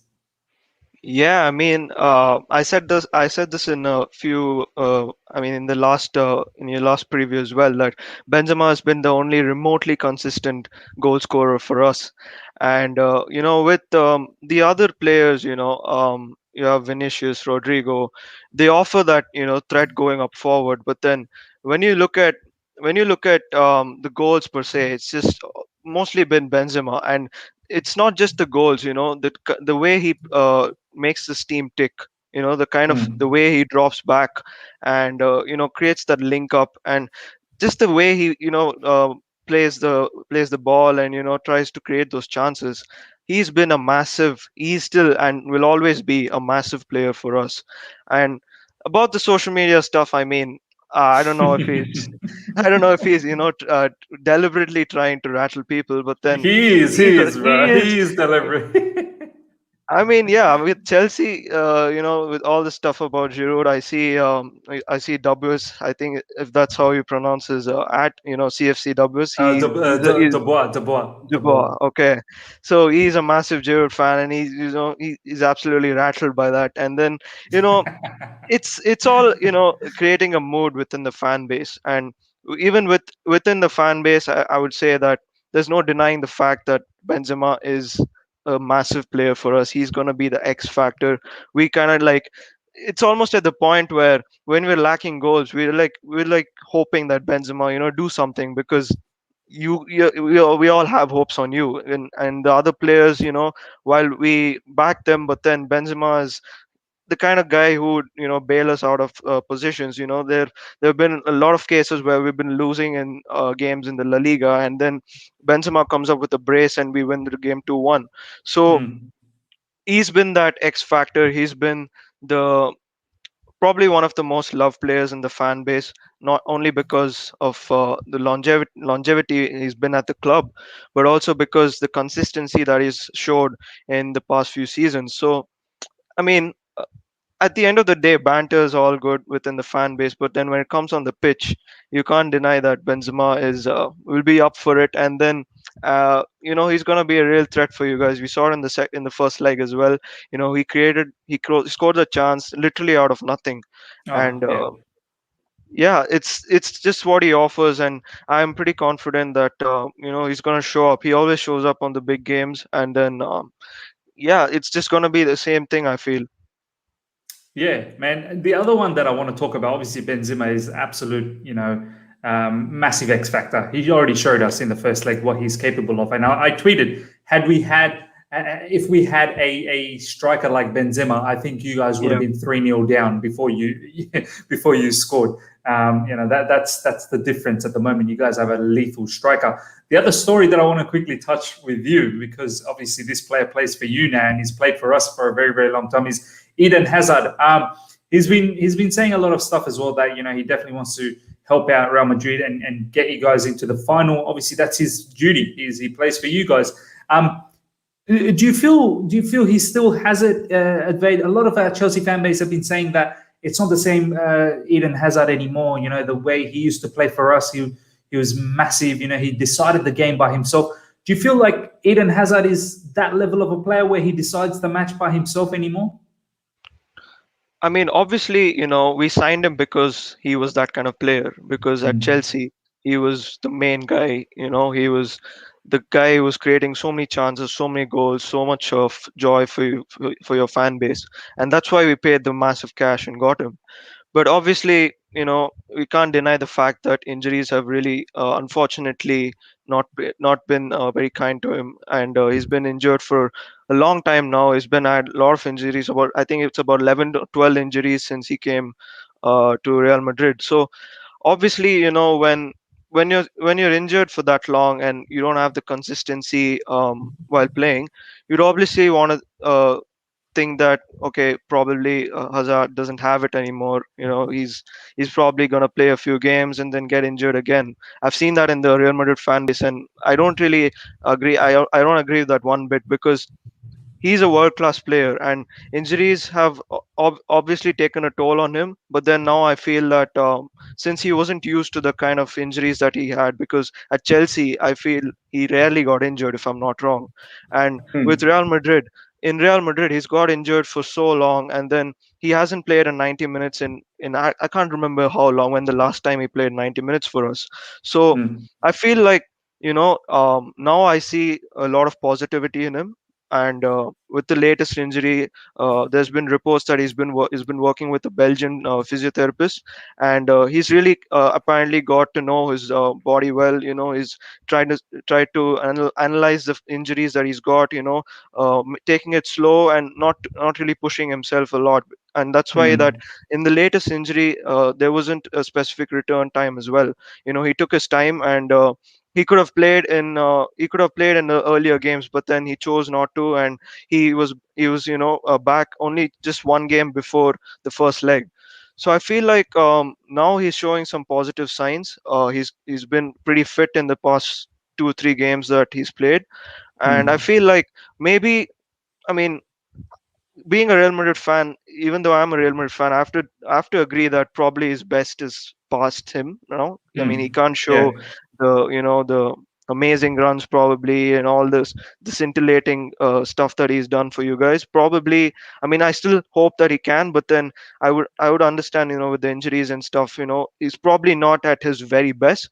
But I feel Yeah. like even if he's not at his very best, he has a lot to offer, and I still have the utmost confidence in him. I feel like he's a big game player, and he can really show that in the upcoming games. And I really hope he does versus Chelsea, because at the end of the day, he plays for Real Madrid. Chelsea, has been a club that he loves, but then it's in the past now. So he's got to step up for us, create those chances, and take us to the final. And he said that's the same in the press conference after the first leg as well. Because he said that it's good to play with friends, but then I just want to win. That's what he said.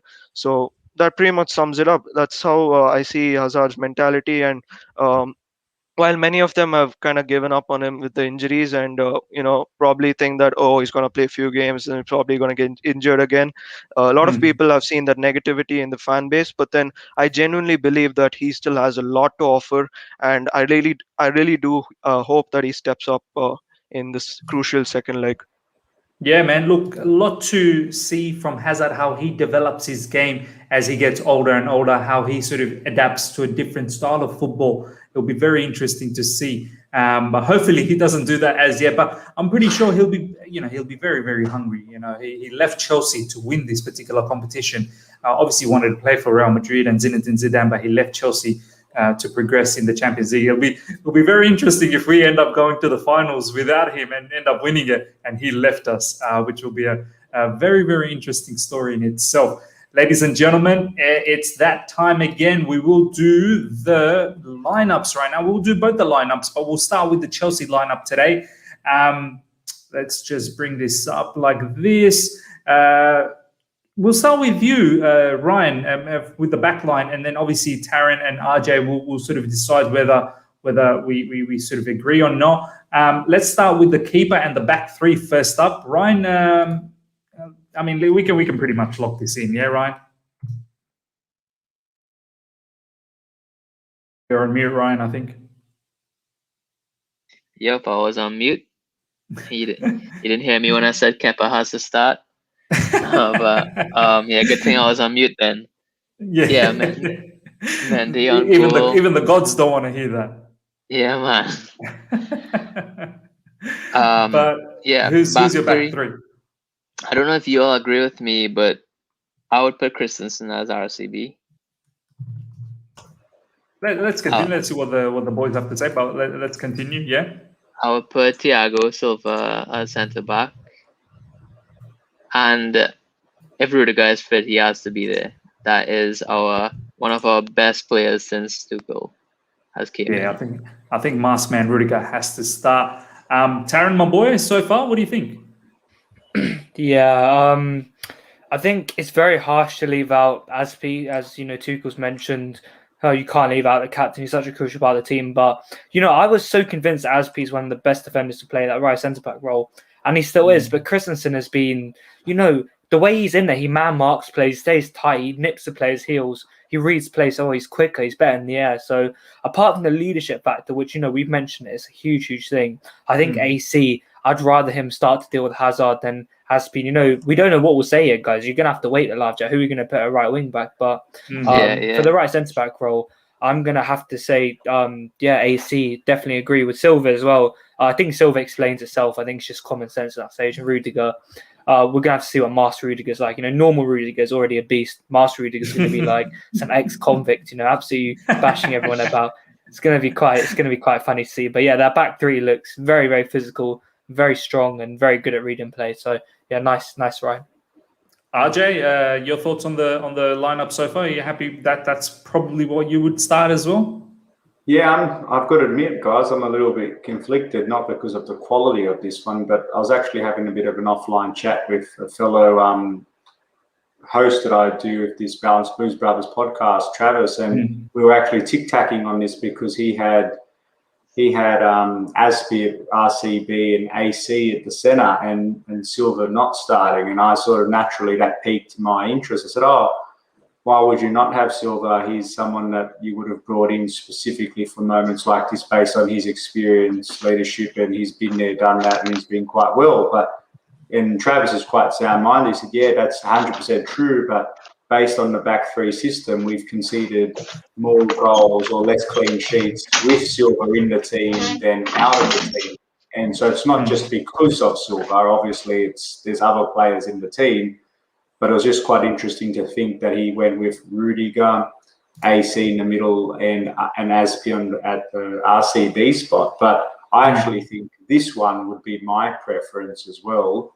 But I can understand that there might be a case to have AC starting in the middle. But for me, my counter argument to Travis and anybody else who doesn't play Silva is, can you imagine if we encounter a scenario where it's a tight sort of contest and we concede late and we don't have a presence of someone like Silva to help rally in the troops? And beyond that, can you imagine if Chelsea doesn't progress and the questions get asked, why would you not have your most experienced centre-back who's been in a Champions League final last year not starting this game? So I think, I would go with this back four as well. Oh, back three, sorry. Yeah. Yeah, man, it's crazy how Thomas Tuchel has now sold us this particular back three, and not that long ago we were sort of saying, oh, how can Azpilicueta not play in the right centre back position? All of a sudden, he's now playing in the right wing back position, which is everyone's starting to sort of accept this once again, which is crazy. Thomas Tuchel always ends up getting the buy-in from the fan base, which is crazy. But I think at the end of the day, it may be for this game, but moving forward may not be the case by Azpilicueta being in the right wing-back position for other opponents. For me, it's as well, I'll have to agree with all you guys. This is the backline that I'd go with. So no questions at all. Ryan, let's talk about the wing-backs. Shall we lock in Azpi here? Yeah, definitely. Especially if you want Kante to go with that freedom without thinking about tracking back as much. Our counter-attacks have to be really, really on point together with having defensive stability. And I think Azpi will bring that to our team. Yeah, 100% agreed, man. 100% agreed. On the left side, I think we can safely say Chilwell. Yeah. Yep. I mean, how great has Chilwell been? Eh? I mean, this is another story that we don't talk about often enough. Chilwell has really, proved his critics wrong. I was one of his critics, to be honest. And he's just showcased that he's Chelsea's number one left back and left wing back now. Like, that's an incredible turnaround, Brian. What do you got to say about Chilwell's, I suppose, progress this season as well? I think he brings different dimensions to our team. He allows us to be flexible with our approach to build up plays, along with counter-attacking and attacks. For example, in build-up plays, he always comes back as a left back to form a back four, and we form a 4-4-2 if we are really, really pressed aggressively and high. He also have the ability, if we are not pressed high, to get in behind and be a sort of a wide left winger overlapping into space. I've also seen that he's improving in his inverted runs in behind also. So I love his movement. And the only thing I would be a little critical of with him is that his deliveries often do not reach anybody. I would like to see that part improve in his play. But as I said, that part will improve. Positioning and everything. He has done so much improvement since he started in this left wing back role and brought so much different dynamics to our play. He allows us to use so much different formations and systems in different parts of a game in one game. So I think he is so useful to us, and when he continues to improve, he'll become one of the best in that position in the world, I think. I don't know if that's an overstatement, but I think he does so much. He has the age in his side. So, he's like 22. He's young as well. I'm talking about left wing back, by the way, and in that role. Yeah, so left back, that's a different argument. But left wing back, I think that he brings so much dimension to us. His ability to come back to left back positions and get in behind the left wing positions is incredible. It's so much work he does, and he never looks tired. He always gives his all, and we've seen he's improving in those. Look at that long ball he put in against Fulham. He's improving in different aspects. We've seen many times he's been making those inverted runs in behind too, so I'm very happy with him. No, 100%. Taryn, let you talk about this before you probably have to shoot off.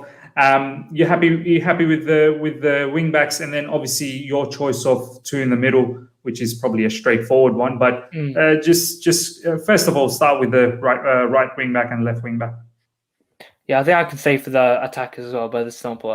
For the right back role, I'm probably gonna have to disagree there. Azpi, I feel like it was in there to allow Kante to kind of go forward in the first leg, to kind of allow him to break up. I don't feel like he'll be as attacking in this leg. I feel like he'll be a little bit more conservative.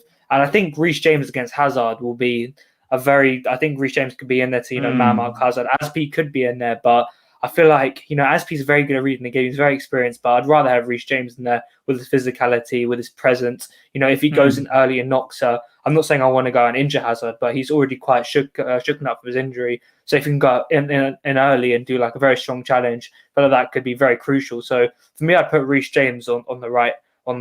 Very bad for Azpi. And on the left, Chilwell, Miz. A few months back, I think we were having a conversation about Chilwell, and we were kind of saying, you were kind of saying, Chilwell, he's very good, but sometimes, he doesn't look like he's adapting to that left wing back role. He's not really going forward enough. He's a very good guy at the back, but I kind of disagreed. And I said, as long as he can elevate these attributes to the best, he can elevate his pace, his end product, his crossing, his defending, then he can be one of the best left wing backs around. I already said that. I don't feel like we needed to go out there and buy a new one. And lucky he's come back in the future and come back to affect us. But yeah, Reece James and Chilwell, I feel like, well, they've always been a very, very good, alternating wing back pairing, like full back pairing. They've always been very good. Lampard, Tuchel, whoever it was, they've been very good. Yeah, I know. It's interesting that I said either way you can look at it, but for me, we have Silva in there, we have Jorginho in there. I know Azpi would also be another player in there who could, elevate even more, but I think Reece James could be very, very good now. I'll see what RJ has to say as well about this particular thing in a bit, but for me, Reece James will be very, very crucial in this game to dominating Hazard and being a bit physical against Ferland Mendy as well, who could make overlap and runs past Azpi, as we saw against Fulham. Was it against Fulham? No, it was against West Ham when Frederick was kind of getting past Azpi. That could be an issue. Yeah. So for me, Reece James will be very, very good in this game. And I'll kind of move on to the pivot now. Very self-explanatory. I just want to add one thing, is that I think in a semi-final game, there's no way Tuchel is going to leave out our club captain in a semi-final. So it has to be Christensen coming out if Reece James started as right wing back. I know the images in our head we have with, as you said, Chelsea isn't going to be as attacking, right? So would there really be those dangerous counter attacks that Reece James would have to track back shoulder to shoulder with all the time? If we are going to set up low blocks or medium blocks, whatever, Azpi is so good in that. He also brings another option, get into the box and, being, even though he's not aerial, we need that aerial ability from Christensen at RCB in this one, because it just takes one Sergio Ramos header, one volley from Benzema, and that's it. Yeah. We are crying and we are on our way on to Mrs. Stream to cry again. So I think that we need review. Yeah. So I think we need that aerial ability, and Azpi brings shoulder to shoulder. Reece James is a beast compared to Azpilicueta, but thinking wise and positioning wise, Azpi is still better than Reece James. Reece James still needs to mature into that role. It is so many times that for set pieces and stuff, we would see runners get in behind Reece James and head the ball in or head the ball across the box where Reece James is not as aware. I would say if we were going to go full out attacking mode and we needed Reece James to come back from central, like the central positions, back to right back positions, that would be amazing idea. Also with Hazard, I don't think Hazard is a guy who's going to run at players anymore. What he's going to do is find those passes in behind. Hazard isn't going to come and dribble and everybody's going to be running him down like back in the day. Hazard is going to come, he's going to do those fine flicks, and he's going to get those balls in behind for Benzema and people to finish off. So I think that either way, I wouldn't mind having Reece James there because he's been brilliant for us. But I would mind not seeing Azpilicueta in our team in a semi-final. Yeah, it's harsh, but unfortunately we've had to sacrifice. I know Azpilicueta, I'd say his best position, we all agree, is in the right centre back. We've had to sacrifice that for Christensen. We've all agreed he's better aerially. He's more better at he's better at close down players, nipping at players' heels. But, Reece James for me will be leadership. Is very harsh to about the captain, but the way the things he offers in the game, his strength, even going forward, he could attack Mendy. I think my main factor was really Ferland Mendy coming into the team, making the overlap and runs. Recently we had Marcelo, who, let's be honest, didn't really challenge Azpilicueta at all in that leg. He was just, we mentioned he was quite slow. He's more in there to just kind of create play from the left at times. And he didn't cause anything to Azpilicueta. If Mendy's there and Hazard are there overlapping Azpilicueta, Christensen will be there as well. But we've seen it before against Bayern Munich. If you do leave Christensen isolated against two players, then it's going to cause some issues. For me, I think Reece James is going to be a very big player to deal with Mendy and Hazard. I think Hazard will try and drive at players. That's Hazard's game. If he's been rested, even though he's not back to full fitness, we don't see Eden Hazard who's just going to ghost around the game like, Dan James. He's going to be in there to kind of, drive at players, create stuff, be one of the main attacking players that Vinicius Jr. didn't do.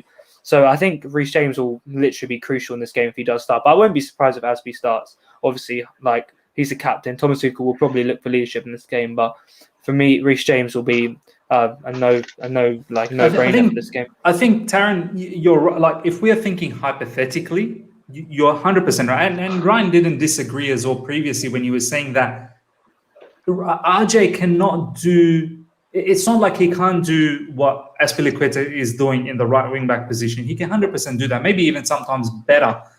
But that's hypothetically. I think the whole reason is it's the intangibles. Do you know what I mean? Like Azpilicueta is a leader of the club. It's the figurehead. So when you don't have that in the team and the opposition sees your team in the field and there's no a proper captain, they already feel like maybe we are ahead already. Do you know what I mean? Like, yeah, you're right. There's Thiago Silva, there's Jorginho. But let's be honest, they're not the official club captain. When you think about club captain of Chelsea football, it's Azpilicueta, the legend, the El Capitan. Legend. So I think that's the other factor that comes into play. One thing I want to mention about Azpi, though, I think he was kind of judged too critically on our last game at Real Madrid. Zidane implemented a really smart tactic. What he did, they played with a back three, but what they did was they had Cruz come in between the center backs, allowing Nacho to be a kind of left wing back, while Marcelo came in as a left center mid. What that did was it since they had three players in the back with Cruz supplying balls, instead of pressing with two players up top, we pressed with three players up top. Our third player to press up top was Kante. So we'd see Kante coming to try to press Cruz and stop him from picking out those long balls. What happened there is that we had Azpilicueta left alone with either marking Marcelo at left center mid or Nacho at left back, with Vinicius right in behind, waiting to run in behind. So Azpilicueta was left in a predicament. Who do I mark? Do I close on Marcelo, Nacho, or think about Vinicius? Good thing is that and that tactic Zidane did allowed Vinicius to come into left mid positions, because Vinicius started as one of the striking duo, right? But what we see is that we knew that was going to happen.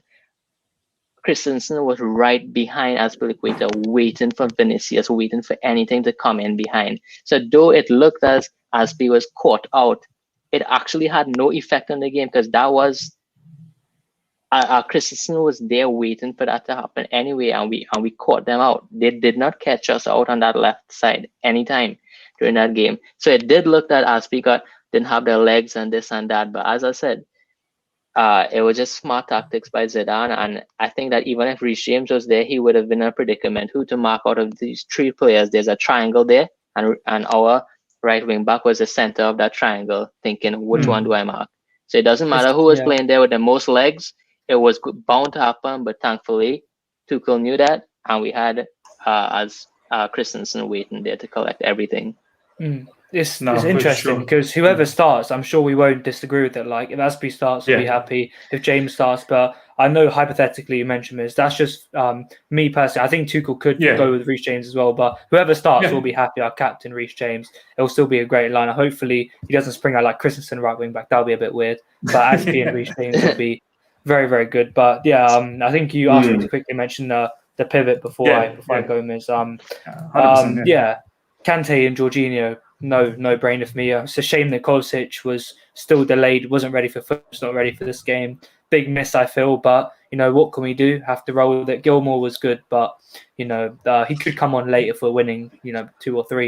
He could come on. Tino Andrew, if he's in the squad, could come on late as well. But Jorginho's going to be crucial.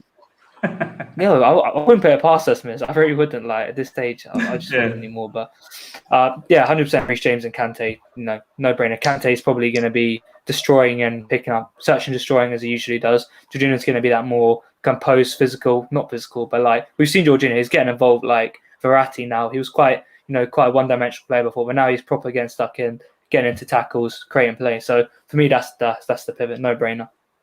No, for sure. Taryn, thank you so much, my man, for your time. Go and enjoy your evening, and we'll continue the preview. We'll definitely see you in the review. Hopefully we go through into the finals. Take care, guys. Bye. See you, Taryn. RJ, my man, your thoughts about the whole wingback situation, man? Azpilicueta, I mean, obviously we can all agree Chilwell, but the whole Azpilicueta debate, it is true his best position is in the right centre-back position, but we're now sort of accommodating Christensen because of the height. And as Ryan said, he does have very good ball-playing ability from those positions, pinging a pass long or through balls, which probably Azpilicueta doesn't have. Azpilicueta has other assets. But, obviously seems like Tuchel is putting Azpilicueta into the team because of that leadership quality. How do you see the whole situation? Yeah, can I just say what a great little discussion that was. I really thought you guys brought both sides of the coin, or the other side of the coin, some would say. But, yes, definitely. But what I would say, and I think I'm tempted to agree with Declared here, I think Azpi will start in right wing back, and I do believe James will come on for him at some point, depending on the ebb and flow of the game. I think we've got an insight into that selection purely for the fact that he was rested against Fulham to allow him to recover for this match. I cannot see the justification why he would drop Azpilicueta for the Fulham game with not having the view of starting him for this game. I just don't see the logic in that. Like I can perfectly understand why Taron would think James might get the nod, just because of his pure athleticism and the physical attributes he brings and all of that. But that said, even what you mentioned, Miz, it's all about having the right sort of mentality from the start that we are putting our best players in the sense of, from an experience perspective, they've got some great experience, but we need the players like your Silvers of the world, your Jorginhos, your Kantes, the world class, and of course your club captain. That's a statement. And you've rested him. You've given him the opportunity now to reset, recharge, to have another big outing. I just don't think. I know someone, and I heard it on the Alex Goldberg's podcast, him suggesting that possibly Tuchel will surprise us and bring Azpilicueta later in on the piece as another form of leadership to supplement Silva and whatever. But to me, I just don't see that. I think we start off with the more experienced players. Yeah. And that includes Azpilicueta for the big game occasion, and just purely for the fact that after what Christensen has demonstrated in that back three, and the fact that he passed the RCB test, if you will, having that height advantage, his passing ability, and just the fact that he's been on form, and as well as Azpilicueta has demonstrated that although right wing back's not his optimal position, he can still deliver it on the big occasion. So I think on the balance of judgment, he will go with him over James to start. Yeah, no, I have to agree as well. I'd lock in Chilwell and Azpilicueta for all the reasons that both yourself and Ryan has said. Completely understand what Taron is saying. Hypothetically, it definitely makes sense. But I think this will be the lineup. And I don't think both of us would even argue Ryan or RJ in regards to Jorginho and Kante to be in the pivot. So we're not going to talk too much about that. I think that's set in stone. Let's get straight into the front three. RJ, let's talk about your front three. How are you playing this? Yeah, I've just simply put, I'm going to go, yep, you've already typed in the inevitable, the half-turn Prince or another one. Prince. Here's another one for you, Miz. He's also the modern version of Postman Pat because he always delivers, Mason Mount. He's just unbelievable. And hopefully I don't jinx him, but I don't think so. I think he can be quite instrumental for us. I love it. On this side, this is probably the slightly more controversial one, but I'm going to go with my gut here and say that we've got to give it to our clutch player, Pulisic, at the moment, and just run with his mini purple patch. Obviously, he scored in the last leg, but not just in the last leg. Since he's come back from his injury, touch wood, he's looked physically fit, he looks fresh, and he looks like he wants to positively impact the game. So I definitely scored against Real Madrid. Absolutely. That was the first leg goal. But in general, I think he's been in pretty good form and he can be quite a clutch player for us. So fingers crossed. And in the top of the three, but the point that I want to make here is that this is to start the game. And as Ryan said, as you said, this doesn't really mean much because when they're out in the field, these guys like to move around quite a bit. It's quite fluid, especially Mount. So, but at the top here, I'm going to go with our brace scoring sort of attacker and Kai Havertz up front. He must start for me. I know it's we're gonna have some debates controversial. here. Yeah, definitely. Obviously, Werner's the other most likely option, but my gut tells me that he will start. And I also want to highlight the fact that Champions League is a bit unique in the sense that we do have 5 substitutions, and I dare say that they're going to play a pretty critical role. Look, I think Ryan will have to agree with Mount as well. I agree with Mount. I definitely think Pulisic has to start. He has that X factor in our team.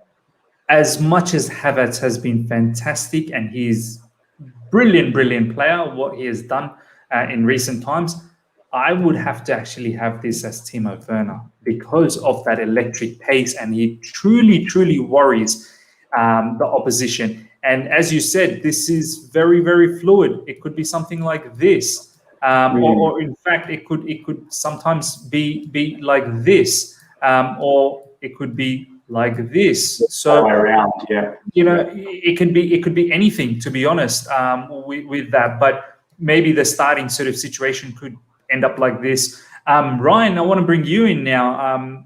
Well, what's your thoughts on this front three, or do you think Havertz, or do you think Ziyech? We've forgotten about Ziyech. He's Mr. Champions League. Yeah.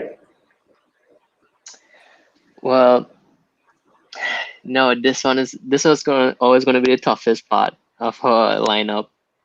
I think that you're right. With Werner, he will cause so many problems for that opposition. Whether runs in behind. We have that back three who can put in those long passes. We have Jorginho sitting back, so we can have Kante dribbling up forward and break with Chilwell overlapping. It'll be too much for those defenders to keep track of runners. I mean, you have Kante, Chilwell, Pulisic, Werner, and Mount running at you. What do you do? And you're trying to score a goal. You're trying to score a goal, not defend. And then you have these 4 running at you, together with 5 persons waiting in behind for any transitions. Like, what do you do about that? For real. And then you try to play football, and then you have a diamond of 5 pressing the living hell out of you with 4 other players waiting on the other side of the pitch waiting for you for long balls. Like, what do you do? I think I got off topic here, but what I'm trying to say is no matter who starts in that front three, we are going to get chances. I think that with Werner starting, we're going to make the most chances with Werner starting. However, do we take the most chances with Werner starting? That is my whole issue. If you put the chances away, you have to put the chances away. You create 5 chances with Werner in there, we miss all. You create 2 chances with Havertz in there, we score 2. Which one do we rather? And that's something I don't know. And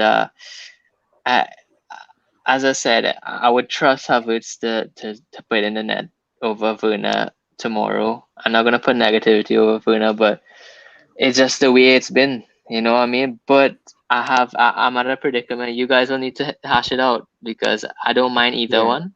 I think part of my motivation, just quickly, of having Havertz there is trying to capitalize on the momentum he's built, and he's relatively fresh. But also, I genuinely think that given the 5 subs, I do believe that depending on the situation, we could see a midway second half substitution of Pulisic coming off, Werner coming on, and therefore you're having that injection of pace, or even they're having Havertz swap with him. But then I can also see Ziyech coming on later in the match as well. But yeah, I think that's a real conundrum, but it's a good conundrum for us. Yeah. 100%. Now we'll lock that in very soon. Just quickly, Bright, thank you for joining. Before I get to you, just want to read out this super chat from Declare. Declare, thank you so much for always supporting. The surprise tomorrow will be there. We will 3 in midfield, middle of the park, Mount or Ziyech with 2 up top, Werner and Kai. Phil Mount practicing as 6. I don't. So what you're saying, Declared, is Mount will be in the double pivot. The surprise tomorrow will be there. We will 3 in the middle of the park, Mount or Ziyech. So it will be. You're saying we're going to play with the 3 in the middle. So Kante, Jorginho, Mount or Ziyech, and then 2 up top, whether it's Werner and Kai. So similar-ish to what we did with Fulham in the last game, where Werner and Havertz played up bit front. closer to each other, and Mount drops Yeah. a little bit into the middle part. Sort of in the middle, like a 10 maybe. Yeah, just behind the two strikers. I mean, it yeah, doesn't matter. It doesn't really matter, you know. Let them use Giroud for the number 9. They should bench Timo Werner. Bench Timo Werner and play Giroud. Yeah, better because Timo Werner can't score any goal. He can't score goal. He can't score. Look at the last match, Real Madrid. You see the way he play. No. I don't think. Yeah, but look at all the opportunities that he's creating. Look at all the other things. Are you just looking at Timo Werner just for the sake of his scoring, or you're disregarding all his other attributes? Yeah, the goal of the score, but he can't score. That's the problem. Maybe he may use Havertz with that number 9 or Giroud. Possible. It's good. It's possible. Fair enough.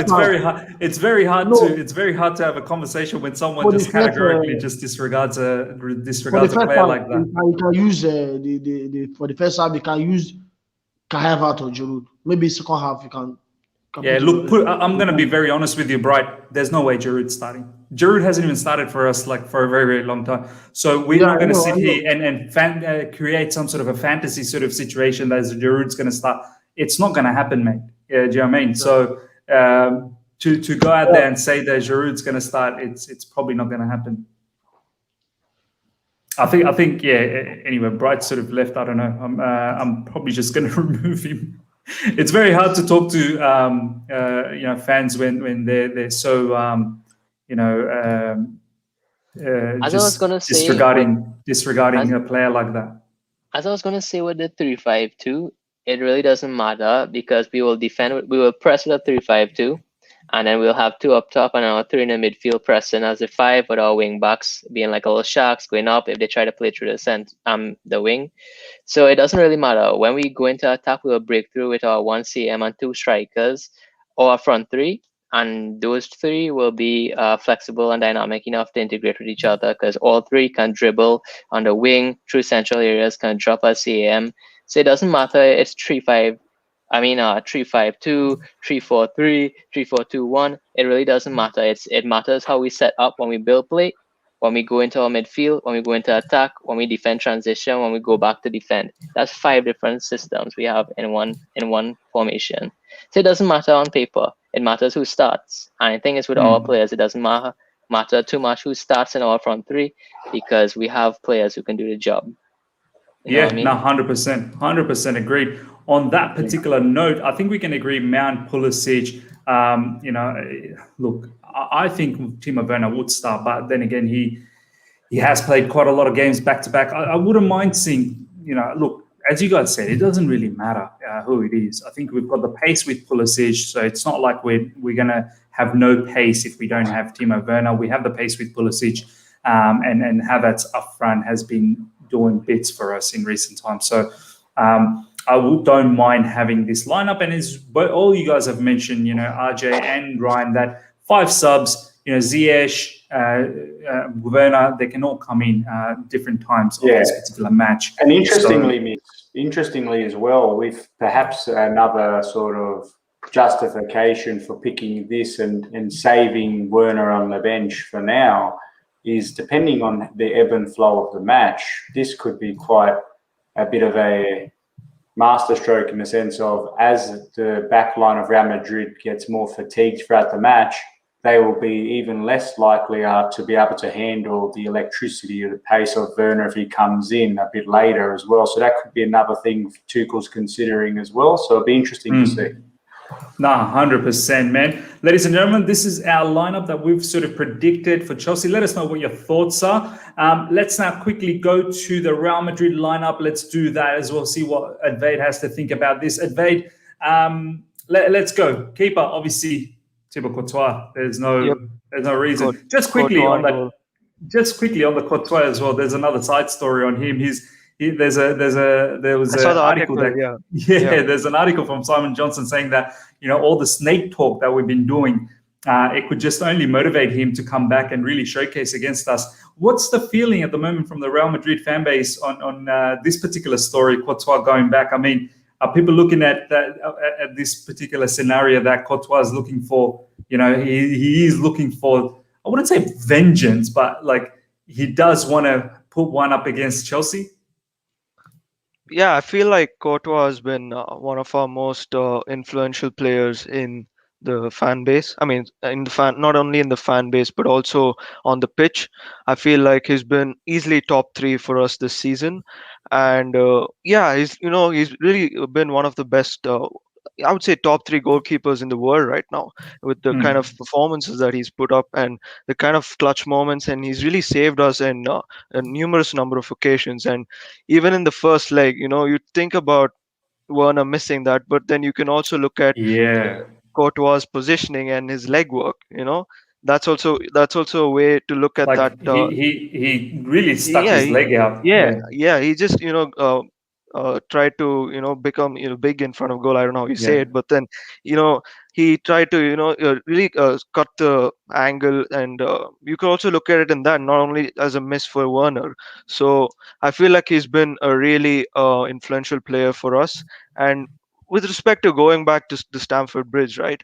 He's of course said in the interview that he doesn't look at it as a I don't think he looks at it as a vengeance or like getting revenge on the fan base.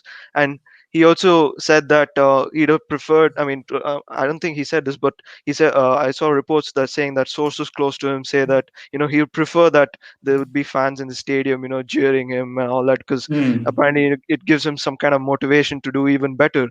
So I feel like since he's been a Real Madrid player for quite some time now, and his aim would obviously be to close that gap. And I don't mean it as a pun with between his legs.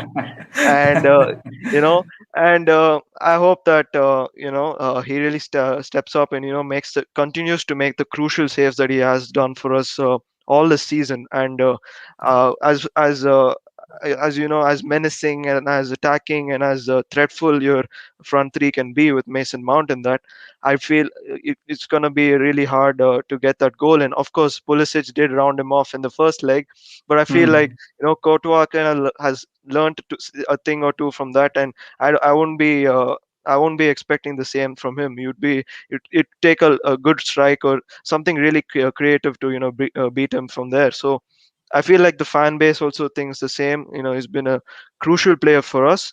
And just we shouldn't allow you guys to score, and Courtois will be the main man protecting our goal and hoping that we get the goal instead.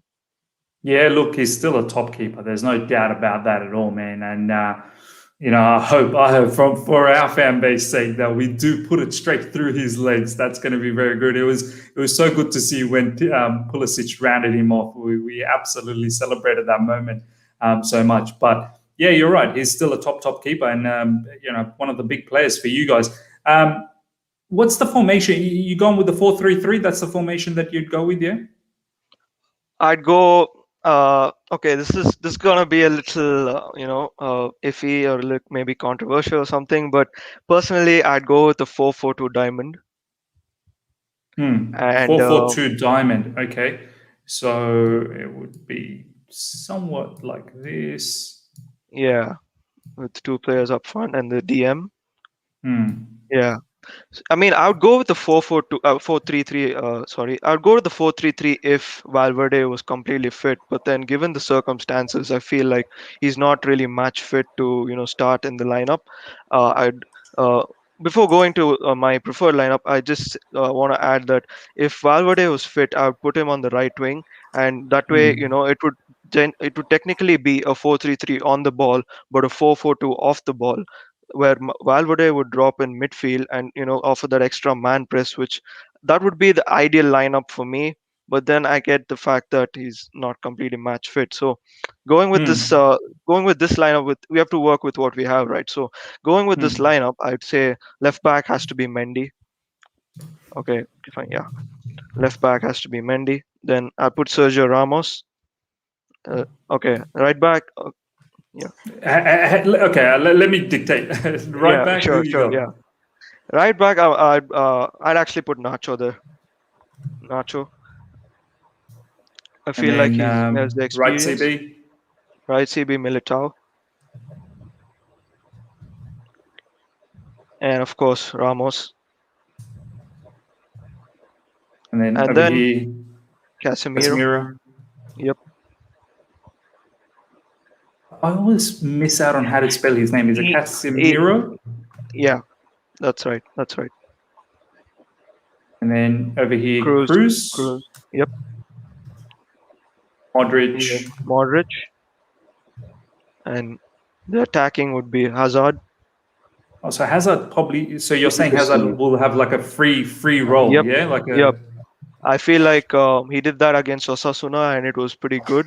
I feel like he can really do well there, providing that transition between midfield and the forwards, and linking up with Benzema. So up top, I'd go Vinicius Junior and Benzema. Very, very interesting.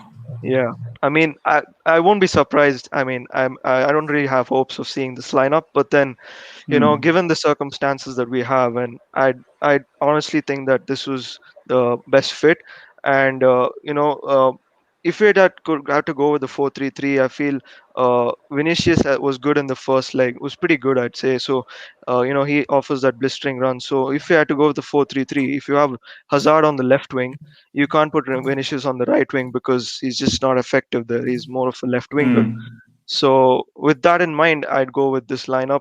But as I said before, if Valverde was fit, I'd throw him straight into the lineup. Yeah. I mean, yeah, you're right, because Hazard generally likes the left side, but you're saying Vinicius is probably not that effective on the right, Yeah. That's. I mean, and maybe that front three, maybe it could just be fluid as well. Do you know what I mean? Yeah. It could be at times where it could end up looking like that at times. Do you know what I mean? Yeah, and Benzema likes to drop deep as well, so that could very well happen as well. So it could be like. But honestly, if Valverde is somewhat fit, I'd throw him straight in the lineup with a 4-3-3 and a 4-4-2 off the ball. That would be perfect for Chelsea. Now, fair enough. Ladies and gentlemen, this is the predicted lineup from Advade, from a Real Madrid point of view. Courtois at the back as keeper, Ramos, Militao, Nacho, Mendy, Casemiro, Cruz, Modric, Hazard, Vinicius, Benzema. That's a very, very strong lineup. And this is our lineup. Mendy, Rudiger, Silva, Azpilicueta, Andreas Christensen, Azpilicueta, Chilwell, Jorginho, Kante, Mount, Pulisic, Havertz. This is what we've sort of predicted, ladies and gentlemen. Let us know what your thoughts are. Let's get straight into the score prediction. It has been a very, very long stream, but it was always going to be the case for this blockbuster match. So much to talk about. RJ, your score prediction, my man. Yep, it's going to be a great game. I'm expecting a little bit more openness from the first leg just by virtue of Real Madrid needing to come out. They do need a goal. So, in other words, that's going to open up opportunities for us to hit them on the break. But I honestly hope that we really balance pragmatism versus being proactive, because I think the key to us is just, trying to balance that respect, but believing in our own philosophy and imposing our style. So I hope we really genuinely come out with confidence, with that belief that Tuchel keeps referring to. Overall, I'm predicting that we're going to win this game, but I think the scoreline we'll win by will be 2-1 to the Blues, and then progress 3-2 on aggregate. I love it. Look, at the end of the day, if it's a win, it's a win. I still think it may be a clean sheet. So I'm predicting, I'm going to go out there first of all. I'm predicting a 1-0 or a 2-0 victory for us, because I feel like we are very strong defensively. We are too strong. Yeah. We don't let in goals that easily. It has to be an absolute clutch moment from Benzema or someone like Hazard. But even then, I don't think we're going to repeat the same mistakes again. I'm very confident we're going to see this out. Clean sheet. We are 90 minutes away with a clean sheet to make it to the final. That's my thoughts. Ryan, my man, what's your score prediction? I would say, wow. Just because my maths won't be good with away goals and stuff, I'll just say clean sheet. Because I might just be messing up, talking 1-1, 2-1, how are we going to win this? So let's just say, hopefully, clean sheet, and we're into the final. No, fantastic, fantastic. Look, I'll take a 0-0 any day of the week. Or wasn't a second leg Liverpool 0-0, Real Madrid Liverpool? I think it was 0-0, right? Advait? Yeah. Yep. Advait, do you see this going to the penalties by any chance, 1-1, and into the extra time? It's possible, not gonna lie, and my heart rate's gonna be really high if that happens. But then I hope not, because I just want it done in the 90 minutes. But I could see it very well happening, considering the fact that both our squads have a good defense. So Yeah, now fair enough. So what's your score prediction? before I go to score prediction, I feel like I'm seeing a lot of positivity in the Chelsea fan base. You guys are tearing up. I can see in the stream as well. You guys are, really confident, which is good and all that. But then I have to remind you guys that we're not. We're the Champions League serial winners, and we have Here we go. The Real Sergio, Madrid boss is here. we have Sergio Ramos and Mendy back, and although they might not be completely match fit, I'm pretty sure they're gonna have a significant impact on the game. And Ramos especially, I can't stress enough the kind of change that we see in the squad and the entire mentality when Ramos is back. So that's something that you guys really have to be aware of. And I'd say that especially on the left back with Marcelo in the first leg, he really had that I feel he wasn't good defensively, but now with Mendy back, I have to say that Cruz won't be forced to drop into those deep positions and playing like a left back, kind of tracking back and being a defender. I feel like he can focus on doing what he does best, that is creating chances and providing those key passes. So I feel like without Marcelo and with Mendy back, I feel like even the midfield can do what it does best. So I feel it's going to be a really, really, really good game, really blockbuster of a game, I would say. And I just hope that we go through. And coming to score predictions, I'm going with a 1-0 win to Real Madrid. We're booking a spot to the final. We're booking a spot to the final, and there's nothing y'all can do about it. I want to say one thing. Is that you're right. We should respect Real Madrid. Yeah, but we do. Tomorrow I I want our players to go out there and disrespect Real Madrid, because Real Madrid is a team. Remember what they did to Cuadrado, what they did to Salah. They are a disrespectful team in European football, and they are serial winners. And if you're going to do that, if you're going to go up to Real Madrid, I want us to, as Tarno was trying to say, what Mourinho said in that documentary, we have to do that. Be a bunch of not nice guys. We go out there, we keep our focus, and we go out there for blood, because we won that trophy. He said the C word, which we can't mention here. He said that C word. I think it was. We'll use another C word, the and Chelsea. Yeah, go out there and be a bunch of champions. But yeah, I think that we go out there for blood, and we disrespect them, because that's what Real Madrid deserves. Absolutely, with all the stuff that they did, but you know what? Now, I mean, look, it's all banter at the end of the day. But banter. I enjoy talking to you, though. Yeah, I'm just joking around. I'm just hyped up. Of course. But yeah, look, I mean, 100% we respect Real Madrid for the history that they have in this particular competition, but we're Chelsea Football Club as well. We're a huge club, and we've done extremely well. Since Roman Abramovich has taken over, so we shouldn't be taken lightly either from a Real Madrid point of view. You guys should not look at us as a lightweight either. Of course. So may the best team win, but I am very confident that we will go through. I don't know why.